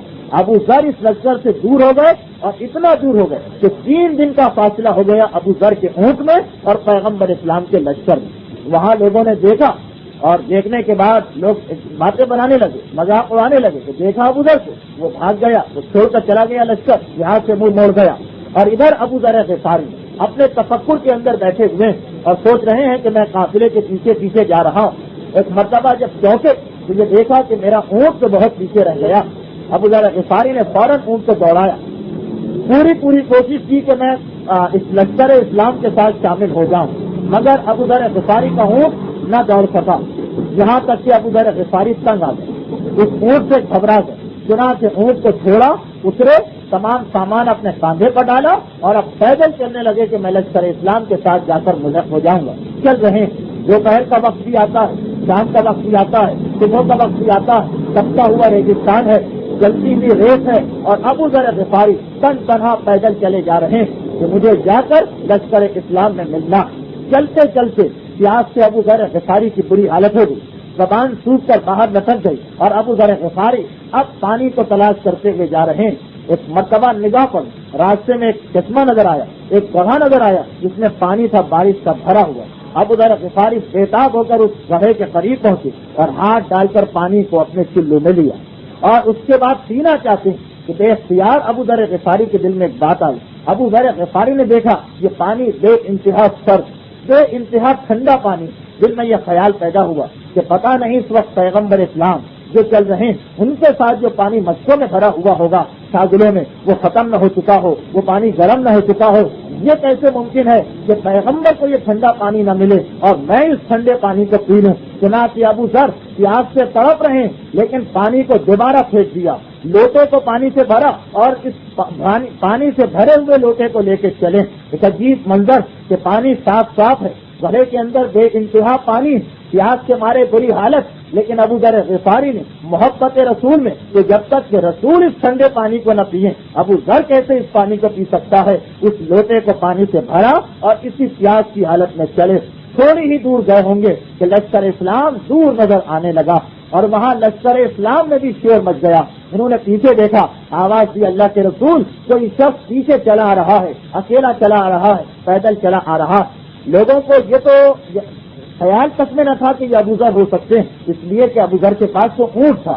لوگ اس لیے ڈر رہے تھے کوئی جاسوس نہ ہو, کوئی منافقین کا ساتھی نہ ہو, چنانچہ نگرانی کرتے جا رہے تھے. ایک مرتبہ کہا اللہ کے رسول کوئی شخص چلا آ رہا اکیلا اور پیدل. بے اختیار پیغمبر کی زبان سے نکلا, سن ابا ذر, کاش یہ آنے والا ابو ذر غفاری کہ جس سے میں ملاقات کرنا چاہتا ہوں. پیغمبر اسلام نے ابو ذر کی تمنا کی اور ادھر ابو ذر لشکر اسلام کے قریب آئے تو سب نے پہچانا. شور مچ گیا پھر کہ ابو ذر آ گئے, ابو ذر آ گئے. ابو ذر کو لے کے خدمت پیغمبر میں پہنچے. ابو ذر کی زبان لٹکی ہوئی ہے, پیاس کے مارے بری حالت ہے, چہرہ زرد پڑ چکا ہے. ایک مرتبہ پیغمبر اسلام نے دیکھا, کہا ابو ذر کیا بات؟ کہا کہ اللہ کے رسول میں بڑا پیاسا ہوں اور آپ کے لیے یہ تحفہ لے کے آیا ہوں. پیغمبر اسلام نے دیکھا پانی, گھبرا کے پوچھا اے ابو ذر پیاسے چلے آ رہے اور پانی میرے لیے لے کے آ رہے؟ کہا کہ ہاں اللہ کے رسول, میری محبت نے یہ گوارا نہ کیا کہ ٹھنڈا پانی میں پی لوں اور آپ نہ پیئے. میں نے عزم کیا تھا کہ یہ پانی آپ کو پلاؤں گا, پھر بچا تو میں پیوں گا. پیغمبر اسلام نے حکم دیا ابو ذر کے لیے فوراً پانی لایا جائے, اور ابو ذر کی اس محبت کو دیکھ کر بے اختیار پیغمبر اسلام کے منہ سے نکلا کہ اے ابو ذر, ایک وہ وقت آئے گا کہ میرے اہل بیت کی محبت کے جرم میں تمہیں مدینے سے جلا وطن کیا جائے گا. اور پھر یہ کہا کہ ابو ذر وہ ہے جو عیش وحدہ و یموت وحدہ و یبعث وحدہ و یدخل الجنہ وحدہ. ابو ذر اکیلے زندگی گزارتا ہے, اکیلے موت پائے گا, قیامت کے دن اکیلا اٹھایا جائے گا اور جنت میں بھی تن تنہا داخل ہوگا. یہ ابو ذر غفاری کی محبت رسول ہے, یہ ابو ذر غفاری کا مقام اور مرتبہ.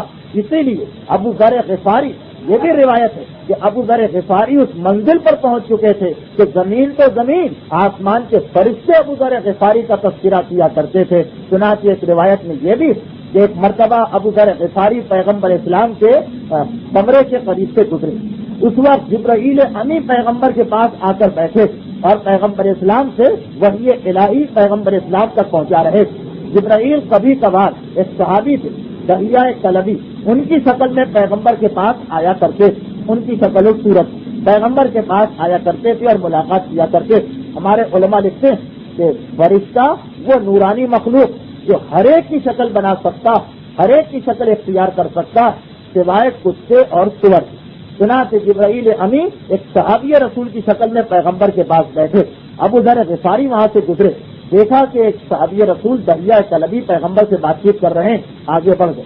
جبرائیل نے پیغمبر کو آگے بڑھتے دیکھا, کہا اللہ کے رسول ابھی آپ نے دیکھا ابو ذر آئے تھے اور بغیر ہمیں سلام کیے ہوئے آگے چلے گئے. اگر یہ ہمیں سلام کرتے تو ہم ضرور ان سے پوچھتے کہ اے ابو ذر غفاری, ہمیں وہ دعا بتا دو جس کی وجہ سے آسمان کے فرشتوں میں تمہاری شہرت اور آسمان کے فرشتے تمہارا تذکرہ کیا کرتے ہیں. یہ ایک ایسی دعا پڑھتے ہیں, جبرائیل پیغمبر سے کہہ رہے ہیں یہ ایک ایسی دعا پڑھتے ہیں جس دعا کی وجہ سے زمین سے زیادہ آسمان کے فرشتوں میں ابو ذر غفاری کی شہرت، اور پھر جبرائیل چلے گئے۔ واپسی میں ابو ذر غفاری گزرے، دیکھا کہ پیغمبر خالی ہیں۔ قریب آئے، پیغمبر نے کہا کہ اے ابو ذر غفاری، اب سے تھوڑی دیر پہلے تم ہمارے پاس کیوں نہیں آئے تھے؟ کہا کہ اللہ کے رسول، آپ کے پاس ایک صحابی بیٹھے، میں نے دیکھا کہ وہ آپ سے بہت چپکے گفتگو کر رہے ہیں، تو میں نے یہ سوچا کہ شاید کوئی اہم بات ہے، راز کی بات ہے، میں نے بیچ میں مداخلت کرنا مناسب نہ سمجھا۔ کہا کہ اے ابو ذر، وہ کوئی صحابی نہیں تھے، جبرائیل امی تھے، جو تمہیں سلام کہہ گئے اور یہ کہہ گئے ہیں کہ تم وہ دعا بتاؤ جس کی پڑھنے کی وجہ سے زمین سے زیادہ آسمان کے فرشتوں میں تمہاری شہرت ہے۔ تو ابو ذر غفاری نے وہ دعا پیغمبر اسلام کو سنائی، اللہم انی اسألک الایمان بک والتصدیق بنبیک والعافیۃ من جمیع البلاء والشکر علی العافیۃ والغنی عن شرار الناس، کہ خدا بندہ میں تجھ سے سوال کرتا ہوں ایمان کا اور تیرے نبیوں کی تصدیق کا، اور ہر مصیبت میں صبر کا، اور ہر مصیبت میں عافیت کا، ہر مصیبت سے عافیت اور آرام کا، اور اس عافیت اور آرام کی حالت میں شکر کا، اور بدترین لوگوں سے بے نیاز رہنے کا۔ یہ دعائیں ابو ذر غفاری کے نام سے کتابوں میں موجود۔ یہاں پر ابو ذر کے بارے میں دو اور اہم روایتیں سامنے آتی ہیں، لیکن کیونکہ اس دو روایتوں کے بیان کرنے سے وقت کافی گزر جائے گا اور وہ اہم موضوع رہ جائے گا جو ابو ذر کی زندگی کا ایک اہم ترین مسئلہ، اور جس پر گفتگو کے آغاز سے قبل میں پھر یہ بیان کر دینا ضروری سمجھتا ہوں کہ یہ کوئی عام تقریر نہیں، اور نہ ہی یہ اس تقریر کا مقصد کسی کے جذبات کو مشتعل کرنا یا کسی کے عقیدے کو ٹھیس پہنچانا۔ یہ کچھ تاریخی حقائق جو ہر مورخ نے اپنی اپنی کتاب میں لکھے ہیں، اور کیونکہ یہ صرف ایک خاص عقیدہ رکھنے والوں کی نشست ہے، انہیں خاص عقیدہ رکھنے والوں کے سامنے ان تاریخی حقائق کو پیش کیا جا رہا ہے جو تمام مسلمان مانتے ہیں، اور عامت المسلمین کے دل کو تکلیف نہ پہنچے، اس کا خیال کرنے کی وجہ سے آج یہ تقریر بغیر مائک کے ہو رہی ہے۔ اب ابو ذر غفاری کی زندگی کا ایک اہم ترین حصہ شروع ہوتا ہے۔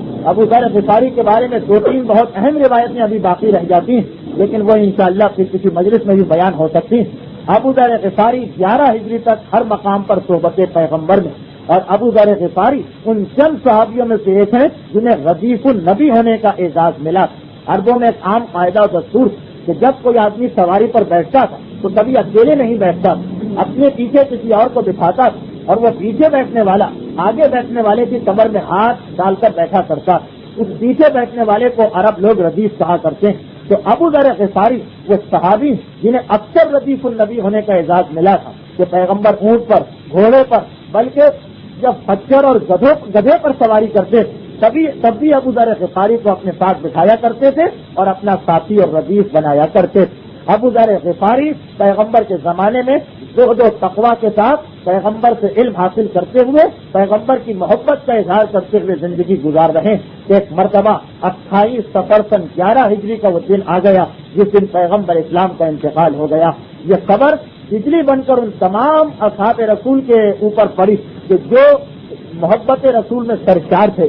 لوگ چیخنے لگے، ماتم کرنے لگے، گریبان پھاڑے گئے، آنکھوں سے آنسو نکل آئے، سر کو پیٹا گیا۔ سلمان فارسی، ابو ذر غفاری، اسحاق، عمار یاسر، پیغمبر اسلام کا ماتم کیا جا رہا، اور عین یہی وہ وقت تھا جب دوسری طرف کچھ مصلحتوں کی بنا پر کچھ لوگوں نے کچھ اور سوچا، اور امیر المومنین اور خاندان بنی ہاشم جو پیغمبر اسلام کی تجہیز و تقسیم میں مشغول تھا، اور وہاں دوسری طرف حکومت کا اور نیابت رسول کا فیصلہ ہو رہا تھا۔ یہ بہت تلخ باب ہے، اور اس میں ضرور اس قسم کی بات آ جاتی ہے کہ جس سے لوگوں کے دل کو تکلیف پہنچے، اس لیے ہم اس کو بالکل نظر انداز کرتے ہوئے آگے بڑھ جاتے ہیں۔ البتہ صرف اتنا بیان کرنا ضروری کہ صحیفہ بنی سعادہ میں جو کچھ ہوا اور جس طریقے سے تقریریں ہوئی اور خلافت جس طریقے سے کسی کو ملی، اس کی پوری اطلاع ابو ذر غفاری نے آ کر امیر المومنین کو دی تھی۔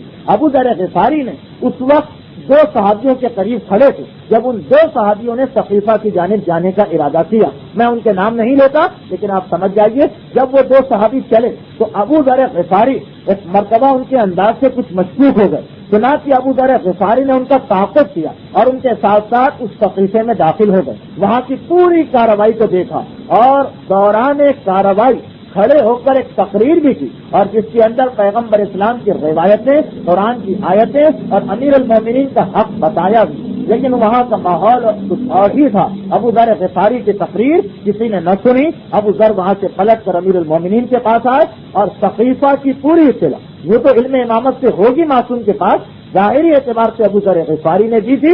یہ بھی ابو ذر غفاری کی خدمت تھی اہل بیت رسالت کے لیے. اس کے بعد اس میں امیر المومنین سے ابو ذر غفاری خاموش بیٹھ گئے اور انہوں نے کسی قسم کا کوئی قدم نہیں اٹھایا, اس لیے کہ اب جو حکومت آئی یہ وہ تھی کہ جس نے ظاہری اعتبار سے بہرحال اسلام کو باقی رکھا تھا. اس لیے ابو ذر غفاری بھی خاموش ہے, امیر المومنین بھی خاموش ہے. ابو ذر غفاری کو پھر تاریخ ہمیں پیش کرتی ہے اس وقت کہ جب بہت تھوڑے سے صحابی بلائے گئے تھے, یعنی بعد شہادت جناب فاطمہ جب جناب سیدہ کی نماز جنازہ پڑھنے کا وقت آیا تو جن 5 یا 6 آدمیوں کو بلایا گیا خاص طور پر دعوت دے کر, ان میں سلمان فارسی کے ساتھ ابو ذر غفاری بھی تھے جنہیں امیر المومنین نے بلایا. اور جب تاریخی شب میں معصومہ کونین کا جنازہ اٹھا تھا تو وہ چند آدمی جن سے امیر المومنین نے کہا تھا کہ تم اس خدمت میں ہمارا ساتھ دینا اور فاطمہ کی تقسیم میں ہمارے ساتھ ساتھ رہنا, اس میں ایک ابو ذر غفاری بھی تھے جو نماز جنازہ میں بھی ساتھ ہیں اور تقسیم میں بھی ساتھ ہیں. اس کے بعد ابو ذر غفاری خاموش ہو جاتے ہیں, یہاں تک کہ وہ وقت آ گیا جب ابو ذر غفاری مدینہ چھوڑ کے شام چلے گئے. دوسری حکومت چل رہی تھی, دوسری خلافت کا زمانہ تھا. ابو ذر غفاری پیغمبر اسلام نے ایک وصیت کی تھی ابو ذر غفاری اور بتایا تھا کہ جب مدینے کی آبادی اتنی ہو جائے تب تم مدینہ چھوڑ کے شام چلے جائیں. دوسری خلافت میں مملکتیں فتح ہونے سے مدینے کی آبادی بڑھ گئی, چنانچہ ابو ذر غفاری مدینہ چھوڑ کے شام چلے گئے اور شام میں جانے کے بعد کمبلوں سے ایک جھوپڑی بنائی اور اسی میں اپنی بیوی اور بیٹے کے ساتھ زندگی گزارنے لگی. ابو ذر غفاری وہاں پر تھے. اسی وقت جناب بلال حبشی بھی شام میں موجود اور وہ واقعہ بھی ابو ذر کے سامنے پیش آیا کہ شام کے لوگوں نے مجبور کیا بلال حبشی کو کہ ایک مرتبہ ہم آپ کی اذان سننا چاہتے ہیں. بلال انکار کر رہے تھے, اب رسول کے بعد اذان دینے کو دل نہیں چاہتا, بڑا اصرار کیا. بلال نے اذان دی اور ابو ذر غفاری وہ صحابی تھے جنہوں نے اذان سن کر جو روتے روتے بے ہوش ہو گئے. یہاں تک کہ دوسری خلافت کا زمانہ ختم ہوا اور ابو ذر کو اطلاع ملی شام میں کہ خلیفہ ثانی پر غلام نے حملہ کیا ہے, وہ زخمی ہو گئے ہیں اور اپنے بعد 6 آدمیوں کی انہوں نے ایک شورا بنائی ہے اور یہ طے کیا ہے کہ ان میں سے کسی ایک کو خلافت ملے گی. ابو ذر نے سنا, فوراً ابو ذر نے اونٹ کو تیار کیا اور شام سے مدینے کی جانب پلٹے, اس لیے کہ ابو ذر کو یقین تھا کہ ان 6 آدمیوں میں علی جب ان 6 آدمیوں میں شامل تو اب تو کسی اور کو حکومت مل ہی نہیں سکتی, یقیناً علی ہی کو خلافت ملے گی اور یہ خلافت عدل ہوگی, اس میں چل کر رہنا چاہیے. یہ تصور کر کے ابو ذر واپس آ رہے ہیں. آدھے راستے پہنچے تھے, مدینے سے آنے والے لوگ ملے. ابو ذر نے پوچھا کہ کیا حال ہے آج کل مسلمانوں کا, علی کی خلافت کیسی جا رہی؟ وہ حیران ہو کر مدینے والے کہتے ہیں کہ کیا بات کر رہے ہو, خلیفہ وقت تو کوئی اور ہے, علی کو تو خلافت نہیں ملی. ابو ذر غفاری تاریخ سے بتاتی ہے بے انتہا حیران و پریشان ہوئے, لیکن چل چکے تھے. چنانچہ سیدھے آئے مدینے میں اور مدینے میں آنے کے بعد رہنے لگے. تھوڑا عرصہ گزرا اور تھوڑا عرصہ گزرنے کے بعد مدینے کے اندر یہ منظر دیکھا گیا کہ دولت, مسلمانوں کا حق, مسلمانوں کا پیسہ ناجائز طریقے سے خاندان کے لوگوں کو دیا جا رہا. پیغمبر اسلام کے زمانے کے تمام بوڑھے بوڑھے صحابیوں اور تمام جوان جوان صحابیوں سے نکالا جا رہا حکومت کے عہدوں سے اور ایک ہی خاندان کے لوگوں کو لالا کے جمع کیا جا رہا. ایسا لگتا کہ یہ صرف ایک خاندان کی حکومت اور اس کا مسلمانوں سے کسی قسم کا کوئی تعلق اور رشتہ نہیں. ابو ذر غفاری اس موقع پر مدینے کے اندر موجود اور یہ منظر انتہائی تکلیف اور دکھ کے ساتھ دیکھ رہے ہیں کہ اس طریقے سے دولت اسلام لٹائی جا رہی اپنے ذاتی عیش و آرام کی خاطر کہ ابو ذر جیسا مجاہد جس نے اس مکے کے ماحول میں الگ اعلان اپنے اسلام کو ظاہر کیا تھا, اس موقع پر کیسے خاموش رہ سکتے تھے. چنانچہ ابو ذر غفاری نے جب یہ منظر دیکھا, اب یہ تاریخ کا ایک واقعہ اسے بیان میں کرنا چاہتا لیکن صرف 13-14 منٹ رہ گئے ہیں گفتگو کے اختتام میں. انشاءاللہ جناب ہمارے یاسر کے حالات میں یہ بات تفصیل سے آ جائے گی, لیکن بہت مختصراً میں بتا دوں کہ حالت کیا ہو گئی. حاکم وقت کی یہ حالت کہ جب اس کا انتقال ہوا, یہ ایک بات کی بات ہے لیکن ابھی بتا دوں تاکہ ابو ذر غفاری کا مسئلہ سمجھ میں آئے کہ جب حاکم وقت کا انتقال ہوا تو تاریخ کا یہ فقرہ کہ اس نے 50 لاکھ دینار سونے کے سکے کا نام, 50 لاکھ دینار اور 3 کروڑ 50 لاکھ درہم, یہ 2 چیزیں مدینے میں اس کے گھر سے نکلی یہ مدینے کے اندر جو گھر تھا اس کے اندر 50 لاکھ سونے کے دینار اور 3 کروڑ 50 لاکھ چاندی کے درہم اس کے گھر سے نکلے تھے. اس کے گھر کے اندر یہ عام طور پہ دیکھا گیا تھا کہ سونے کی بنی ہوئی اینٹیں لگائی گئی تھی. اس کی بیوی کے گلے میں جو سونے کا ہار تھا وہ ہار پورے ملک افریقہ سے جتنا زکات و خمس و خراج و عشر جتنا اسلامی ٹیکس جمع ہوا تھا ان سب کا 1/3 سے صرف ایک عورت کے گلے کا ہار بنایا گیا جو حاکم وقت کی بیوی. حالت یہ تھی کہ سونے کی چادر پہنا کرتا تھا, سونے کے سارے دانت اس نے بنوائے تھے, سونے کے ہار استعمال کیے جاتے تھے. یہ حاکم وقت کی حالت. اور ذرا سی بات پر 1 لاکھ 5 لاکھ 10 لاکھ 15 لاکھ درہم و دینار اپنے خاندان کے لوگوں کو تقسیم کیے جا رہے. چنانچہ اس حاکم کی ایک جائیداد خیبر میں تھی جہاں 1000 اونٹ 1000 گھوڑے اور 1000 غلام اس کے مرنے کے بعد تھے. ام القرا میں اس کی جائیداد تھی, حنین کے مقام پر اس کی جائیداد تھی اور ہر جگہ یہی کیفیت تھی. اتنی دولت خاندانی دولت بنا کے جمع کر دی گئی تھی کہ ابو ذر غفاری اس منظر کو دیکھ کے برداشت نہ کر سکے اور انہوں نے پہلی مرتبہ یہ دیکھا مدینے میں سونے کے محل بننے لگے, مدینے کے اندر مینارے اور محل کے کنگورے بلند کیے جانے لگے. ابو ذر غفاری وہ سیدھا سادہ شخص جس نے تمام زندگی سوائے کمبلوں کے جھوپڑے کے کبھی زندگی نہیں گزاری کسی اور چھت کے نیچے, جب پیغمبر اسلام کا زمانہ دیکھے ہوئے تھے یہ منظر دیکھ کے گھبرا گئے اور ایک مرتبہ تمام مدینے کے اندر تبلیغ کرنا شروع کر دی. یہ دولت اس طریقے سے ذاتی طور پر لٹانا اسلام میں حرام ہے, اسلام اسے جائز نہیں قرار دیتا. یہ مسلمانوں کے خون پسینے کی دولت ہے جسے ایک حاکم وقت اپنی ذات پر خرچ کر رہا. حاکم نے بڑی کوشش کی ابو ذر غفاری کو خاموش کرنے کی, ابو ذر غفاری کو چپ کرانے کی, یہاں تک کہ ابو ذر غفاری مسجد نبوی میں بیٹھ کر سورہ توبہ کی ایک آیت پڑھا کرتے تھے, والذین یکنزون الذھب والفضہ, کہ وہ لوگ جو سونا اور چاندی جمع کرتے ہیں ولا ينفقونها اور انہیں راہ خدا میں خرچ نہیں کیا کرتے, فبشرہم بعذاب علیم, تو اے رسول انہیں عذاب علیم کی خوشخبری سنائیے. اور قیامت کے دن یہی سونا اور چاندی آگ پر داغ کر اس سے ان کی پیشانی کو, ان کے پیٹوں کو, ان کے سینے کو اور ان کی پشت کو داغا جائے گا, انہیں جہنم میں ڈالا جائے گا. یہ سورہ توبہ کی آیت اکثر مسجد نبوی میں بیٹھ کر ابو ذر غفاری تلاوت کیا کرتے ہیں. حاکم وقت گھبرا گیا اس لیے کہ صریحاً اشارہ اس کی جانب جا رہا تھا. وہی وہ شخص تھا جس نے اپنے گھر میں سونے اور چاندی کی اینٹیں بنا رکھی تھی, لاکھوں اور کروڑوں درہم سونے اور چاندی کے جمع کر رکھے تھے. چنانچہ ابو ذر غفاری کو بلایا گیا, کہا گیا کہ حکومت وقت کے خلاف بغاوت کر رہے. ابو ذر غفاری نے کہا کہ میں نے بغاوت کا کوئی کام نہیں کیا, ہاں امر بالمعروف اور نہی عن المنکر کیا گیا. کہا تم قرآن کی وہ آیت کیوں پڑھتے ہو جس سے لوگ ہمارے خلاف ہو سکتے ہیں اور ہم سے بدل ہو سکتے ہیں. ابو ذر غفاری نے جواب دیا کہ اے حاکم وقت, کیا تو مجھے تلاوت قرآن سے روکنا چاہتا؟ یاد رکھ, میں حاکم وقت کی ناراضگی کو برداشت کر سکتا ہوں مگر خدا کی ناراضگی کو برداشت نہیں کر سکتا, اور یہی پیغام میں مسلسل مدینے والوں کو دیا جاؤں گا. یہاں تک کہ حاکم وقت گھبرا گیا اور اس نے سوچا کہ ابو ذر غفاری جن کا مدینے میں بڑا اثر, یہ میرے قابو میں نہیں آ سکتے, انہیں شام کی جانب بھیج دو. شام کا حاکم اس زمانے میں کون تھا آپ میں سے ہر ایک واقف ہے, نام لینے کی ضرورت نہیں. وہ انتہائی چالاک زیرک سیاستدان شخص ہے, وہ ابو ذر غفاری کو دبا لے گا اور کسی نہ کسی طرح انہیں روک دے گا. چنانچہ ابو ذر غفاری کو پہلی مرتبہ جلا وطن کیا گیا, مدینے سے نکال کے شام بھیج دیا گیا. ابو ذر غفاری شام میں آئے, یہاں آئے تو یہاں پہ اور ہی عجیب منظر دیکھا. مدینے کے اندر پھر بھی پیغمبر کا زمانہ دیکھے ہوئے صحابی تھے, وہاں تھوڑا بہت خیال رکھا جاتا تھا شریعت کا. یہاں تو لگ رہا تھا کہ جیسے دینی کوئی اور ہے, مذہبی کوئی اور ہے, شریعتی کوئی اور ہے. اس طرح غریبوں کا پیسہ لٹایا جا رہا ہے کہ ابو ذر غفاری جیسا مجاہد اس کو برداشت نہ کر سکا. یہاں آنے کے بعد اپنے دستور کے مطابق کمبلوں کی ایک جھوپڑی ڈالی, اس میں رہنے لگے. لیکن روزانہ تمام دن کبھی بازار میں, کبھی مسجد میں, کبھی حاکم کے محل کے سامنے ابو ذر غفاری کھڑے ہو جاتے ہیں اور بتانا شروع کر دیتے ہیں کہ اسلام میں دولت کو اس طرح جمع کرنا کہ ایک طرف لوگ پاپا مر رہے ہیں, دوسری طرف حاکم وقت اپنے اور گھر والوں پر دولت کو لٹا رہا ہے, یہ بالکل حرام ہے. مسلسل ابو ذر غفاری نصیحت کرتے رہے, تبلیغ کرتے رہے, واضح نصیحت کرتے رہے, یہاں تک کہ ایک مرتبہ جب گزرے اس طرف سے جہاں حاکم شام کا محل بن رہا تھا, اور یہ محل پورا سونے اور چاندی سے بنایا گیا تھا. پہلا محل تھا اسلام میں جو پورا سونے اور چاندی سے بنایا گیا تھا. اور اسی شام میں ایسے کتنے ہی گھرانے تھے جو تمام دن فاقے کی حالت میں گزارا کرتے تھے.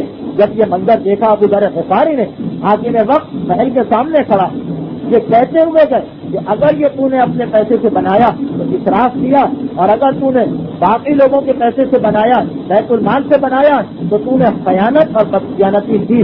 ابو ذر غفاری مسلسل اس قسم کے جملے کہتے جا رہے ہیں۔ حاکم شام بے انتہا ناراض ہوا ابو ذر غفاری، اور ابو ذر غفاری کے اوپر ہر ممکن سختی شروع کر دی گئی، یہاں تک کہ ابو ذر غفاری پر ہاتھ بھی اٹھایا گیا، ابو ذر غفاری کو زد و کوب بھی کیا گیا، ابو ذر غفاری کو قتل کی دھمکی بھی دی گئی۔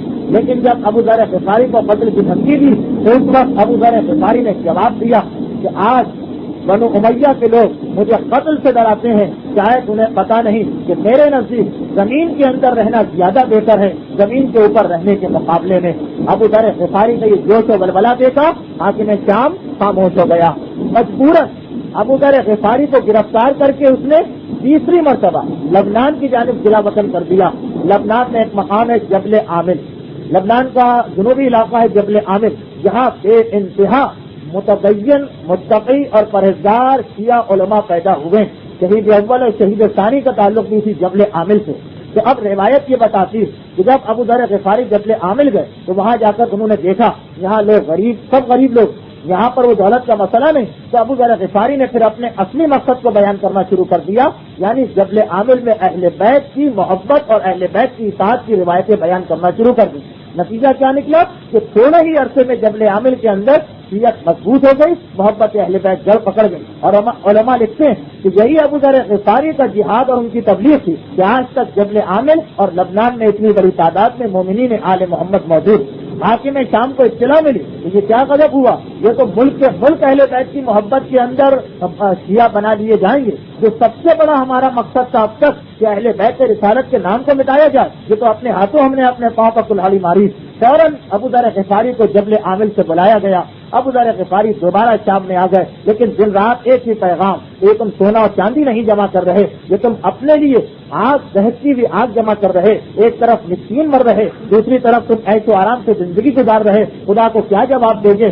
شہر کے دروازے پر بیٹھ جاتے، جو دیکھتے کہ مال اور تجارت کے مال سے لدے ہوئے اونٹ آ رہے ہوتے، ابو ذر پکارنا شروع کر دیتے، یہ اونٹوں پر مال نہیں آ رہا، یہ جہنم کی آگ آ رہی ہے جو اپنے مالک کو جلا کر راکھ کر دے گی۔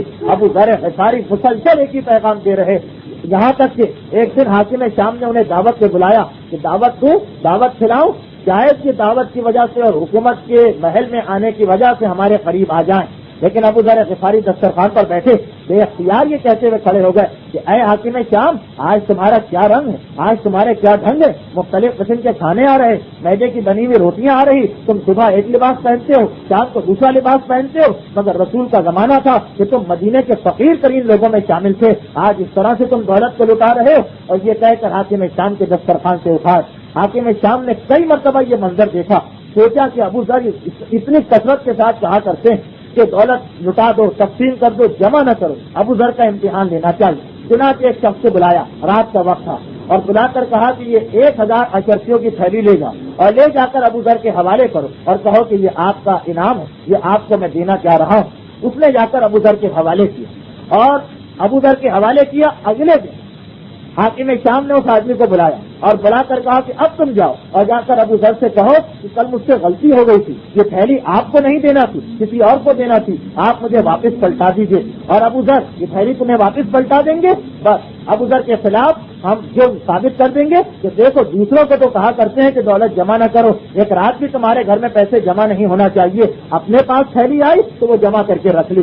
اب یہ کون پوچھنے جائے گا کہ کتنے گھنٹے ان کے پاس رہی، رات کو کس وقت ان کے پاس پیسے ملے، ہم تو یہ کہہ دیں گے کہ ایک دن تو ابو ذر نے بھی پیسے جمع کر کے رکھے تھے۔ چنانچہ یہ شخص ابو ذر کے پاس آیا کہ کل مجھ سے غلطی ہو گئی تھی، یہ تھیلی میں کسی اور کو دینا چاہ رہا تھا، غلطی سے آپ کے پاس آ گیا۔ ابو ذر نے سنا، کہا کہ اگر ایسی بات ہے میں تیری دولت واپس کرنے کو تیار ہوں، مگر 3 دن کی مہلت مجھے دے دے۔ اس سے آپ نے پوچھا وہ کیوں؟ جواب دیا اس لیے کہ کل رات کو جو پیسے آئے تھے وہ تو اسی وقت میں نے شام کے مسکینوں میں تقسیم کر دیے تھے، اب مزید 1000 درہم میں لوگوں سے قرضہ لے کر اور ادھر ادھر سے جمع کر کے 3 دن میں تجھے پہنچاؤں گا۔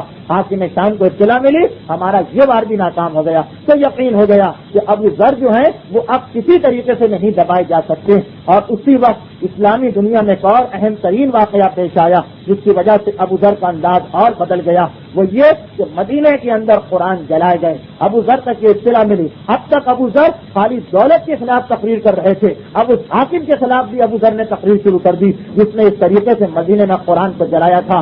حاکم شام بڑا گھبرایا اور اس نے مدینے کے حاکم کے مشورے سے ابو ذر کو ایک اونٹ پر بٹھایا. مدینے کے حاکم نے لکھا کہ ابو ذر تم سے نہیں سنبھالے جائیں گے, میرے پاس بھیج دو. ایک اونٹ پر بٹھا کر, لیکن خبردار اس اونٹ پر نہ گدی رکھنا, نہ پالان رکھنا, نہ کوئی کپڑا رکھنا, اور ابو ذر کو اس ننگی اونٹ کی ننگی پیٹھ پر بٹھانا اور 5 یا 6 آدمیوں کو بھیجنا اس طرح سے کہ وہ ایک لمحے کے لیے اونٹ کو روکنے نہ دیں, ٹھہرنے نہ دیں. مسلسل اونٹ کو شام سے بھگا کر مدینہ لایا جائے. اونٹ پر بٹھا کر ابو ذر کو شام سے مدینہ بھیجا گیا. ابو ذر کی عمر 75 سال سے زیادہ ہو چکی ہے. سر کی اور جسم کے تمام بال سفید ہو چکے ہیں, کمر جھک چکی ہے, انتہائی لاغر ہو چکے ہیں, اور اس بڑھاپے کی حالت میں شام سے جو ان کو اونٹ کی ننگی پیٹھ پر بٹھایا گیا تو مسلسل اونٹ کو دوڑاتے ہوئے مدینے تک پہنچا دیا گیا. یہاں تک کہ جب مدینے میں آئے تھے تو کمزوری کی وجہ سے اور اس تکلیف کی وجہ سے ابو ذر کی رانوں کا اور ٹانگوں کا گوشت گل گل کے گر چکا تھا. ابو ذر اس زخمی حالت میں اتارے گئے. یہاں پہنچے, یہاں بھی ابو ذر غفاری نے آنے کے بعد دیکھا کہ اس میری 2-3 سال کی غیر حاضری میں حالات اور بگڑ چکے ہیں, اور یہاں تک نوبت پہنچ چکی ہے کہ لوگ سونے کی بوریاں بھر بھر کے گھر میں رکھ رہے ہیں, سونے اور جواہرات کے گھر بنائے جا رہے ہیں, پورے گودام تیار کیے جا رہے ہیں. ابو ذر غفاری پھر ایک مرتبہ کھڑے ہو گئے یہ اعلان کرتے ہوئے کہ یہ سب فعل حرام ہے, یہ سب گناہ ہے, یہ سب شریعت کے خلاف ہے. یہاں تک کہ حاکم بڑا گھبرایا, ابو ذر کو بلایا, کہا ابو ذر میں تمہیں یہاں سے نکال دینا چاہتا ہوں, تم مدینے میں رہنے کے قابل نہیں ہو. ابو ذر نے کہا شام چلا جاؤ. کہا شام سے تو اتنی مشکل سے تمہیں بلایا گیا, کیا پھر وہاں مصیبت ڈالی جائے؟ ابو ذر نے کہا عراق چلا جاؤ. کہا عراق کے لوگ تو ویسے ہی ہر حاکم کے خلاف ہوتے ہیں, تمہارا ساتھ دے دیں گے اور بغاوت ہو جائے گی. کہا مصر چلا جاؤ. کہا ہرگز نہیں. جواب دیا مکہ چلا جاؤ. کہا بالکل نہیں. پھر حاکم نے خود پوچھا کہ تمہارے نزدیک سب سے بدترین مقام عرب میں کون سا ہے؟ ابو ذر نے کہا ربضہ.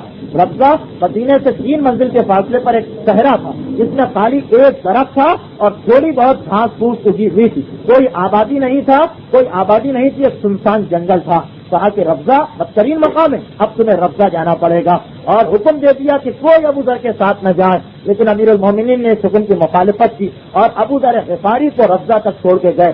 ابو ذر غفاری کی بیوی اور بچے شام میں, اس لیے کہ اکیلا ان کو اونٹ پر بٹھا کر بھیجا گیا تھا. لیکن حاکم شام نے جب سنا کہ ابو ذر کو ربضہ بھیج دیا گیا, صحرا میں ڈال دیا گیا, بیوی اور بچوں کو بھی یہاں بھیجا گیا. ایک درخت کے نیچے یہ پورا خاندان 3 سال تک صحرا کی تپتی ہوئی ریت کے اندر زندگی گزارتا رہا, جہاں کھانے کو کچھ نہیں تھا. وہ جڑی بوٹیاں جو زمین میں اگتی تھی وہ کھائی جاتی تھی, اس میں زہریلی گھاس بھی تھی. چنانچہ ابو ذر کے جوان بیٹے ذر کا انتقال ہوا اور باپ نے اپنے ہاتھ سے جوان بیٹے کا لاشا قبر میں اتارا. اس کے بعد کچھ عرصے کے بعد ابو ذر کی بیوی بھی چل بسی ایک زہریلی گھاس کھا کے, اور اسی گھاس کی وجہ سے ابو ذر غفاری جو بیمار ہو چکے تھے, اسی بیماری کی حالت میں ایک وہ دن آیا کہ ابو ذر کی لڑکی یہ نقل کرتی ہے کہ 3 دن گزر گئے تھے فاقے کو, ہمارے پاس کھانے کو کچھ نہیں تھا. میں نے کہا بابا آج تو 3 دن ہو گئے ہیں کچھ کھانے کو نہیں. کہا چلو میرے ساتھ, شاید کہیں سے کچھ گھاس مل جائے. لیکن ساری گھاس پھوس بھی ختم ہو چکی تھی. باپ اور بیٹی اس صحرا میں اس طریقے سے چلے کہ باپ بیماری کی وجہ سے لڑکھڑا رہا ہے, کوئی گھاس نظر نہ آئی. آخر ابو ذر چھت سے لڑکھڑا کے گرے, ریت کو جمع کیا, تکیہ بنایا اور اس پر یہ کہتے ہوئے آنکھیں بند کر کے لیٹ گئے کہ اے میری بیٹی, ان قریب ایک قافلہ یہاں سے گزرے گا, ان سے کہتے نا ابو ذر کا انتقال ہو گیا, آ کر اس سے غسل و کفن دو. اور یہ کہہ کے ابو ذر کی آنکھیں بند ہو گئیں. بیٹی نے باپ کے اوپر کیا ابا ڈال دی, باپ کی ابا ڈالی, اور تن تنہا حیران و پریشان, اکیلی لڑکی ہے, اتنا بڑا صحرا ہے, بوڑھے باپ کا لاشا سامنے پڑا ہوا ہے. راستے پر آ کر بیٹھ گئی. 8 ذی الحجہ تھی, تمام عرب کے لوگ حج کے لیے مکے جا چکے تھے, کسی آدمی کے آنے کا سوال ہی پیدا نہیں ہوتا تھا. لیکن خدائی کارخانہ تھا, مصلحت الہی تھی. مالک کے اشتر 8 صحابیوں کے ساتھ اس مقام سے گزر رہے تھے. دیکھا ایک لڑکی سڑک کے کنارے بیٹھی ہوئی ہے. گھبرا کے اس کے قریب پہنچے, تم یہاں کیوں بیٹھی ہوئی ہے؟ کہا میرے باپ کا انتقال ہو گیا ہے, ایک غریب الوطن, ایک پردیسی, ایک مسافر مارا گیا ہے, اور آ کر ثواب حاصل کرو, اسے غسل و کفن دو. انہوں نے پوچھا کون مر گیا؟ کہا رسول کا صحابی ابو ذر. ابو ذر کا نام سننا تھا. ایک مرتبہ سب غش کھا گئے, اسے نکل گئی. رسول کا وہ صحابی جس کا قصیدہ رسول پڑھتے رہے, آج اس بے کسی اور بے وطنی کی موت مارا گیا ہے. روتے ہوئے سب آئے, ابو ذر کو غسل و کفن دیا گیا. جھگڑا ہو گیا کہ ابو ذر کو کفن کون دے. سب نے تھوڑے تھوڑے کپڑے کو ملایا, ابو ذر کا کفن تیار ہوا. مالک اشتر نے ابو ذر کی نماز جنازہ پڑھی اور غزہ کے اس صحرا میں ابو ذر غفاری کو دفن کیا اور یہ قافلہ آگے بڑھ گیا۔